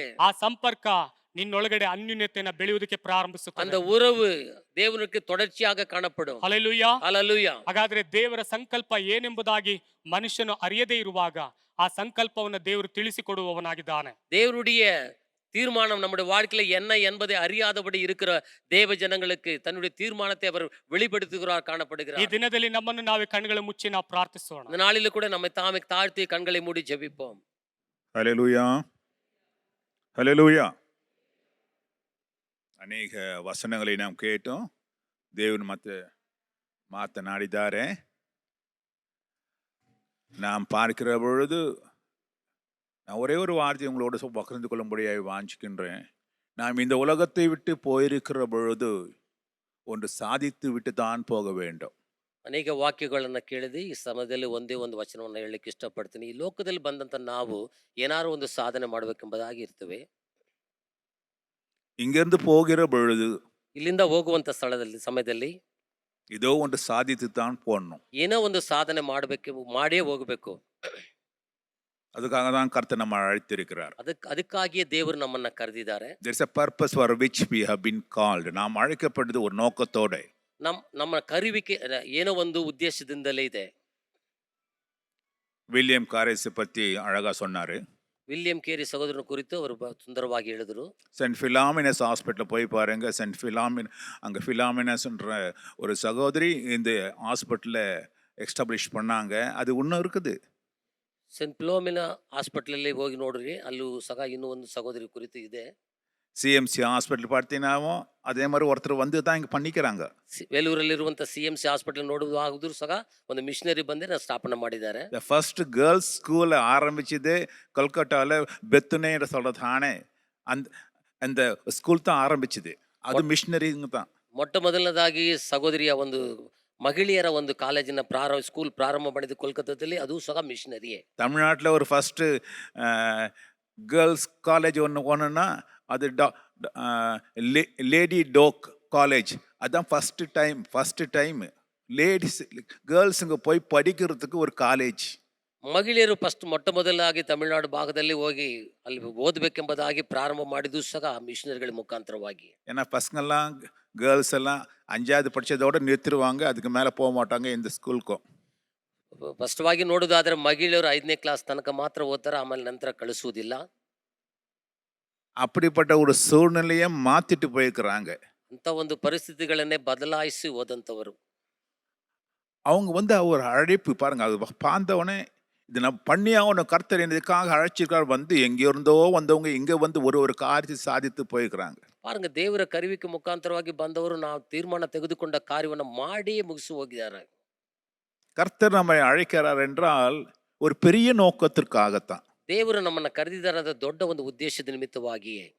நம்ம சின்ன சின்ன காரியம் கட்டாயம் சின்ன காரியம் நம்ம இவைகளெல்லாம் கூட கொடுக்கப்படும் என்று வேதம் சொல்லுது. ಇವುಗಳೆಲ್ಲ ನಿಮಗೆ ಕೂಡಿ ಕೊಡಲ್ಪಡುತ್ತದೆ ಎಂಬುದಾಗಿ ವಾಕ್ಯ ಹೇಳುತ್ತದೆ. இன்னைக்கு வேண்டிய சாப்பாடு, இன்னைக்கு வேண்டிய ட்ரெஸ் அதெல்லாம் ஆட்டோமேட்டிக்காக வந்துடும். ಇದಕ್ಕೆ ಇವತ್ತು ಬೇಕಾಗಿರುವಂತಹ ಆಹಾರ, ಉಡುಪು ಎಲ್ಲವೂ ತನ್ನಷ್ಟಿಗೆ ಬರುತ್ತದೆ. நம்ம பெரிய காரியங்களை சாதிக்கணும். ದೊಡ್ಡ ಒಂದು ಕಾರ್ಯಗಳನ್ನು ನಾವು ಸಾಧಿಸುವಂತವರಾಗಿ ಕಾಣಲ್ಪಡಬೇಕು. ஹல்லேலூயா, ಹಲ್ಲೆಲೂಯಾ, ஹல்லேலூயா. ಹಲ್ಲೆಲೂಯಾ. பாருங்க, ஏனோக்கு கர்த்தரோடு இருந்தாராம். அதுக்கப்புறம் அவர் காணாமல் போனாராம். ஆண்டவரோடு கூட இருக்கும்போதே காணாமல் போனாராம். ಆನೋಕು ದೇವನು ಸಂಗಡ ಸಂಚರಿಸ್ತಾ ಇದ್ದವನು ಕಾಣದೆ ಹೋದನೆಂಬುದಾಗಿ ನಾವು ನೋಡ್ತೇವೆ. ஆண்டவர் அப்படி கூட்டினே போயிட்டாரு. ದೇವರು ಅವ್ರ ಕೈ ಸಂಗಡನೆ ಕರೆದುಕೊಂಡು ಹೋಗ್ಬಿಟ್ರು. இன்னைக்கு நிறைய கிறிஸ்தவங்க இருக்கிறாங்க. ಇವತ್ತು ಸಹ ಅನೇಕ ಕ್ರೈಸ್ತರು ಇದ್ದಾರೆ, அவங்களும் காணாம போயிடுறாங்க. ಅವರು ಸಹ ಕಾಣದೆ ಹೋಗ್ತಾರೆ. ஹலோ, நான் சொல்றது புரியுதுங்களா? ಹೇಳದ ಅರ್ಥ ಆಗತ್ತರ? ஆண்டவரோட ஸ்டார்ட் பண்றாங்க, காணாமையே போயிடுறாங்க. எங்க போனாங்களே தெரியல. ದೇವರೊಂದಿಗೆ ಪ್ರಾರಂಭಿಸುವಂತವರು ತನ್ನಷ್ಟಿಗೆ ಕಾಣದೆ ಹೋಗ್ಬಿಡ್ತಾರೆ. அவன் பிசாசு கூட்டின்னு போயிடுறான் அவங்கள. ಸೈತಾನದ ಜೊತೆಗೆ நம்ம எப்படி இருக்கிறோம்னு பாருங்க. ಇವತ್ತು ನಾವು ಹೇಗಿದ್ದೀವಿ ಎಂಬುದಾಗಿ ಗಮನಿಸ್ರಿ. ஆண்டவரத்துல வரவங்க எல்லாம் ஆண்டவரத்துல ஏதாவது கிடைக்கதான்னு தான் வராங்களே ஒழிய, ஆண்டவர் நம்மை கொண்டு என்ன செய்ய வேண்டும், எதற்காக கர்த்தனை அழைத்தார் என்றதான காரியத்துக்கு வரதில்லை. ದೇವರಲ್ಲಿ ಬರೆಯುವರು ಏನಾದ್ರು ಪಡೆದುಕೊಳ್ಳುವುದಕ್ಕಾಗಿ ಬರ್ತಾರೆ ವಿನ ನಮ್ಮ ಮುಖಾಂತರವಾಗಿ ದೇವರು ಏನು ಉದ್ದೇಶ ಇಟ್ಟಿದ್ದಾರೆ ಎಂಬುದು ತಿಳಿಯದೆ ಬರ್ತಾರೆ. சின்ன சின்ன லாபத்துக்காக ஆண்டவரத்துல வந்து நிற்க வேண்டாம். ಸಣ್ಣ ಚಿಕ್ಕದಾದ ಒಂದು ಲಾಭಕ್ಕೋಸ್ಕರ ದೇವರ ಹತ್ರ ಬರೋದು ಬೇಡ. You have been called as kings, ராஜாக்களாக கர்த்தர் நம்ம அழைச்சிக்கிறாரு. ಅರಸರಾಗಿ ದೇವರು ನಮ್ಮನ್ನ ಕರೆದಿದ್ದಾರೆ. கொடுக்கிறவங்க கர்த்தர் வச்சுக்கிறாரு, வாங்குறவங்களா இருக்கக்கூடாது. ಕೊಡುವಂತವರಾಗಿ ದೇವರು ನಮ್ಮನ್ನ ಇಟ್ಟಿದ್ದಾರೆ, ಪಡೆದುಕೊಳ್ಳುವಂತವರಾಗಿ ಅಲ್ಲ. ஒரு கிளாஸ்ல நிறைய பசங்கள டீச்சர் கேட்டு இருந்தாங்களாம். ಒಂದು ಶಾಲೆಯಲ್ಲಿ ಒಂದು ಕ್ಲಾಸಲ್ಲಿ ಟೀಚರ್ ಅನೇಕ ಮಕ್ಕಳಲ್ಲಿ ವಿಚಾರಿಸ್ತಾ ಇದ್ರು. பசங்களை கேட்டாங்க, ஃபர்ஸ்ட் பையன் நீ என்னடா ஆக போற? ಒಂದು ಹುಡುಗನ್ನ ಕೇಳಿದ್ರು, ನೀನು ಮುಂದೆ ಏನಾಗ್ತಿ ಎಂಬುದಾಗಿ. அவன் சொன்னான், நான் ஐஏஎஸ் ஆஃபீஸர் ஆக போறேன். ನಾನು IAS ಆಫೀಸರ್ ಆಗ್ತೀನಿ ಎಂಬುದಾಗಿ. ஒருத்தன் பேரும் சொன்னான், நான் போலீஸ் ஆஃபீஸர் ஆக போறேன். ಇನ್ನೊಬ್ಬ ಹೇಳಿದ್ರು, ನಾನು ಪೊಲೀಸ್ ಅಧಿಕಾರಿ ಎಂಬುದಾಗಿ. ஒரு பெரிய இன்ஜினியரும் ஆகி பெரிய ஒரு டேம் கட்ட போறேன். ನಾನು ದೊಡ್ಡ ಇಂಜಿನಿಯರ್ ಆಗಿ ಒಂದು ಡ್ಯಾಮ್ ಕಟ್ತೀನಿ ಇಲ್ಲೇ ಅಂತೇಳಿ. ஒரு பையன் சொன்னான்னா, நான் இந்த உலகத்திலேயே பெரிய இண்டஸ்ட்ரி போட்டு உலகத்திலே பெரிய ரிச்சாக வந்து எனக்கு போகிற இடமெல்லாம் பெரிய பெரிய பங்களா இருக்கணும், எல்லா இடத்துலையும் என்னை பார்க்கும்போது சல்யூட் அடிக்கணும், எங்கே போனாலும் அங்கே கார் இருக்கணும், அப்படிப்பட்ட ஒரு பெரிய ரிச்சஸ்ட் மேன் இந்த வேர்ல்டு நான் ஆக போகிறேன்னு சொன்னான்னா. ಇನ್ನೊಬ್ಬ ಅಂತ ಹೇಳಿದ್ರೆ ಲೋಕದಲ್ಲಿ ದೊಡ್ಡ ಒಂದು ಶ್ರೀಮಂತನಾಗಬೇಕು, ಹೋಗುವಂತ ಸ್ಥಳದಲ್ಲಿ ನನಗೆ ನಮಸ್ಕರಿಸಬೇಕು, ನನಗೆ ಅನೇಕ ಕಾರುಗಳು ಆಸ್ತಿಗಳು ಇರಬೇಕೆಂಬುದಾಗಿ ಬಯಸಾತನು ಹೇಳಿದನು. நல்லது தானே இதெல்லாம். ಇವೆಲ್ಲ ಒಳ್ಳೇದೇ ಅಲ್ವಾ? பாருங்க பசங்க அன்னைக்கு கூட ஒரு பையனை கேட்டேன், நீ என்னடா ஆக போறான்னா, என்ன ஆகுதுன்னு தெரியல ஃபர்ஸ்ட் இயர்ன்றான். எஸ்எஸ்எல்சி படிச்ச பையன் என்னடா பண்ண போற மேல அப்படின்னா, படிப்பேன் பாரு அதுதான் என்னன்னே தெரியல. எந்த ஒரு கோலும் இல்லாத எந்த ஒரு எய்மும் இல்லாம என்னத்த படிக்க போற நீ? ಕಳೆದ ದಿನಗಳಲ್ಲೂ ಸಹ ಅಂಕಲ್ ಕೇಳುವಂತ ಸಮಯದಲ್ಲಿ SLC ಓದಂತ ಹುಡುಗನಿಗೆ ಮುಂದೆ ಏನಾಗ್ತದೆ ಎಂಬುದಾಗಿ ಹೇಳಿದ್ರೆ ಅವನು ಏನು ಹೇಳಲಿಲ್ಲ. ಯಾವುದೇ ಒಂದು ಉದ್ದೇಶವಿಲ್ಲದೆ ಏನು ಓದ್ತೀಯಾ? ஹலோ, ஒவ்வொரு கிறிஸ்தவங்களுக்கும் நோக்கம் இருக்கணும். ಒಂದೊಂದು ಕ್ರೈಸ್ತರಿಗೆ ಒಂದು ಉದ್ದೇಶ ಇರಬೇಕು. அந்த டீச்சர் அப்புறம் ஒரு சின்ன பொண்ணு போட்டு கேட்டாங்களா, ಆ ಟೀಚರ್ ಒಂದು ಸಣ್ಣ ಹುಡುಗಿ ಹತ್ರ ಕೇಳಿದ್ರು, நீ என்ன ஆக போறம்மான்னு. ನೀನ್ ಏನಾಗ್ತೀಯಮ್ಮ ಅಂತೇಳಿ. டீச்சர் அந்த ரிச்சஸ்ட் பர்சனுக்கான பாரு அவனுக்கு ஒய்ஃப் ஆக போறேன்னு சொன்னாலாம். ಆ ಲೋಕದಲ್ಲಿ ದೊಡ್ಡ ಒಂದು ಶ್ರೀಮಂತರಾಗ್ತೀನಿ ಇದಾನಲ್ಲ, ಅವನಿಗೆ ನಾನು ಹೆಂಡತಿ ಆಗ್ತೀನಿ ಎಂಬುದಾಗಿ ಆ ಹುಡುಗಿ ಹೇಳಿದ್ಲಂತೆ. சிரிக்கிறது தான் எனக்கு தோணுது உங்களை எல்லாருக்கும். பாருங்க, ஈஸியா லாபத்தை ನೋಡಿ, அடையணும். ಸರಳವಾಗಿ ಒಂದು ಲಾಭವನ್ನು ಪಡೆದುಕೊಳ್ಳೋದು. அவன் கஷ்டப்பட்டு அவன் படிச்சு அவன் இண்டஸ்ட்ரி போட்டு அவன் பெருசாகின்னு இருந்தானா இந்த மாதிரி ஈஸியா அவனுக்கு ஒய்ஃப் ಆಯಿடுவாங்க. ನೋಡಿ, ಅವನು ಕಷ್ಟಪಟ್ಟು ಎಷ್ಟೋ ಒಂದು ಕಾರ್ಯಗಳನ್ನ ಮಾಡಿ ಅವನು ಶ್ರೀಮಂತನಾಗ್ತಾನೆ, ಇವರು ಕಷ್ಟಪಡದೆ ಅವರಿಗೆ ಹೆಂಡತಿ ಆಗ್ತಾರೆ. அதுதான் நிறைய கிறிஸ்தவங்க பண்றது. ಇದೇ ಇವ ದಿನಗಳಲ್ಲಿ ಅನೇಕ ಕ್ರೈಸ್ತರು ಮಾಡುವಂತ ಕೆಲಸ. நீ எல்லாம் கஷ்டப்பட்டு மேலே போய் நிற்ப, நான் ஈஸியா வந்து உன் லாபத்தை நான் எடுத்துக்கிறேன்னு சொல்லி சர்ச்சுக்கு வராங்க நிறைய பேர். ಅನೇಕರು ಕಷ್ಟಪಟ್ಟು ಮೇಲೆ ಹೋಗ್ತಾ ಇದ್ದಾರೆ, ಆದ್ರೆ ನಾನು ಈಸಿಯಾಗಿ ಬಂದು ಆ ಲಾಭವನ್ನು ಪಡೆದುಕೊಳ್ತೀನಿ ಎಂಬುದಾಗಿ ಅನೇಕರು ಬರ್ತಾ ಇದ್ದಾರೆ. சகோதரனே சகோதரியே, ಸಹೋದರ ಸಹೋದರಿಯೇ, God has called you for a purpose. ದೇವರ ಉದ್ದೇಶದಿಂದಲೇ ನಿಮ್ಮನ್ನ ಕರೆದಿದ್ದಾರೆ. When we leave this world, நாம் இந்த உலகத்தை விட்டு நாம் போகிற பொழுது, ಈ ಲೋಕವನ್ನ ಬಿಟ್ಟು ತ್ಯಜಿಸಿ ಹೋಗುವಂತ ಸಮಯದಲ್ಲಿ our name should be printed on that. இவரு இந்த காரியங்களை செய்தான், இன்னார் இன்னான் இந்தந்த இடத்திலே பிறந்தான் என்று வேதத்திலே எழுதப்படும் என்று வேதம் சொல்லுகின்றோம். ಇಂಥವರು ಈ ಸ್ಥಳದಲ್ಲಿ ಜನಿಸಿದರೆಂಬುದಾಗಿ ಅವರ ಹೆಸರುಗಳು ಬರೆಯಲ್ಪಡುತ್ತದೆ. உன்னுடைய பேரும் என்னுடைய பேரும் அது மாதிரி ஒரு ஞாபகமா இருக்குமான்னு யோசித்து பாருங்க. ನನ್ನ ನಿಮ್ಮ ಹೆಸರುಗಳು ಜ್ಞಾಪಕಾರ್ಥ ಪುಸ್ತಕದಲ್ಲಿ ಇರುತ್ತಾ ಎಂಬುದಾಗಿ ಯೋಚಿಸಿ ನೋಡಿರಿ. God bless you. ದೇವರು ಆಶೀರ್ವದಿಸಲಿ. அதிகமாக நேசிக்கிற நல்ல பிதாவே, இந்த அருமையான இந்த காலை நேரத்தில் எங்களோடு பேசினபடினாலும் நமக்கு ஸ்தோத்திரம். தேவனுடைய உத்தேசம், தேவனுடைய தீர்மானம் எங்களுடைய வாழ்க்கையில என்ன என்பதை தெரிந்து கொண்டு சுவாமி அதை நோக்கி ஓடுவதற்கு உதவி செய்வீராக. அநேக தேவனுடைய பிள்ளைகள் வேதத்திலே வாசிக்கின்றோம், இந்த உலகத்திலேயும் ஆண்டவர் அநேக பேர் பார்க்கிறோம். ஆண்டவர் ஒரு நோக்கத்தோடு அவர் ஓடினார்கள், பெரிய காரியங்களை சாதித்தார்கள். ஆண்டவரே, நீர் அவளுக்கு வைத்திருந்த ஒரு தீர்மானத்தை அறிந்து கொண்டார்கள். அப்போஸ்தலனாகிய பவுலும் கூட நான் இதற்காகவே அழைக்கப்பட்டிருக்கின்றேன், நேரம் கிடைத்தாலும் கிடைக்காவிட்டாலும் வேதத்தை குறித்து நான் ஜனங்களுக்கு சொல்லுவேன் என்று சொல்லி ஆண்டவரே பிரயாசப்பட்டு அநேக ஜனங்களின் பக்கமாய் மாற்றினார்கள். ஆண்டவரே, இந்திய தேசத்திலும் அநேக தேவனுடைய பிள்ளைகள் எங்கோர்ந்து வந்தவர்கள் கர்த்தாவே தேசத்தையே மாற்றியிருக்கிறார்கள். அநேகரை தேவனுடைய ராஜ்யத்திலே சேர்த்திருக்கின்றார்கள். நீர் எங்களுக்கு கொடுத்ததான நேரத்தில் காலத்தில் ஆண்டவரே, நாங்கள் கர்த்தாவே நீர் வைத்திருக்கிற நோக்கத்தை நிறைவேற்ற எங்களுக்கு உதவி செய்யும். வந்திருக்கிறதான எல்லா பிள்ளைகளையும் நிறைவாய் ஆசீர்வதிங்க ஆண்டவரே. ஒவ்வொருவரும் தனித்தனியாய் பேர்பராய் குடும்பமாய் ஆசீர்வதிப்பீராக. கர்த்தராகிய இயேசு கிறிஸ்துவின் நாமத்தில் வேண்டியிருக்கும் நல்ல பிதாவே. ನನ್ನ ಮನವೇ ನನ್ನ ಸರ್ವೇಂದ್ರಲೆ ಪವಿತ್ರ ನಾಮத்தை ಕೀರ್ತಿಸಿರಿ. ನನ್ನ ಮನವೇ ಎಗುಣ ಕೊಂಡಾಡು, ಆತನು ಮಾಡಿದ ಉಪಕಾರಗಳಲ್ಲಿ ಒಂದನ್ನೂ ಮರೆಯಬೇಡ. ಆಮೇನ್. ಹಲ್ಲೆಲೂಯಾ, ಹಲ್ಲೆಲೂಯಾ, ಹಲ್ಲೆಲೂಯಾ. God bless you all. ದೇವರೆಲ್ಲರನ್ನು ಆಶೀರ್ವದಿಸಲಿ. ಆಮೇನ್, ಆಮೇನ್, ಆಮೇನ್.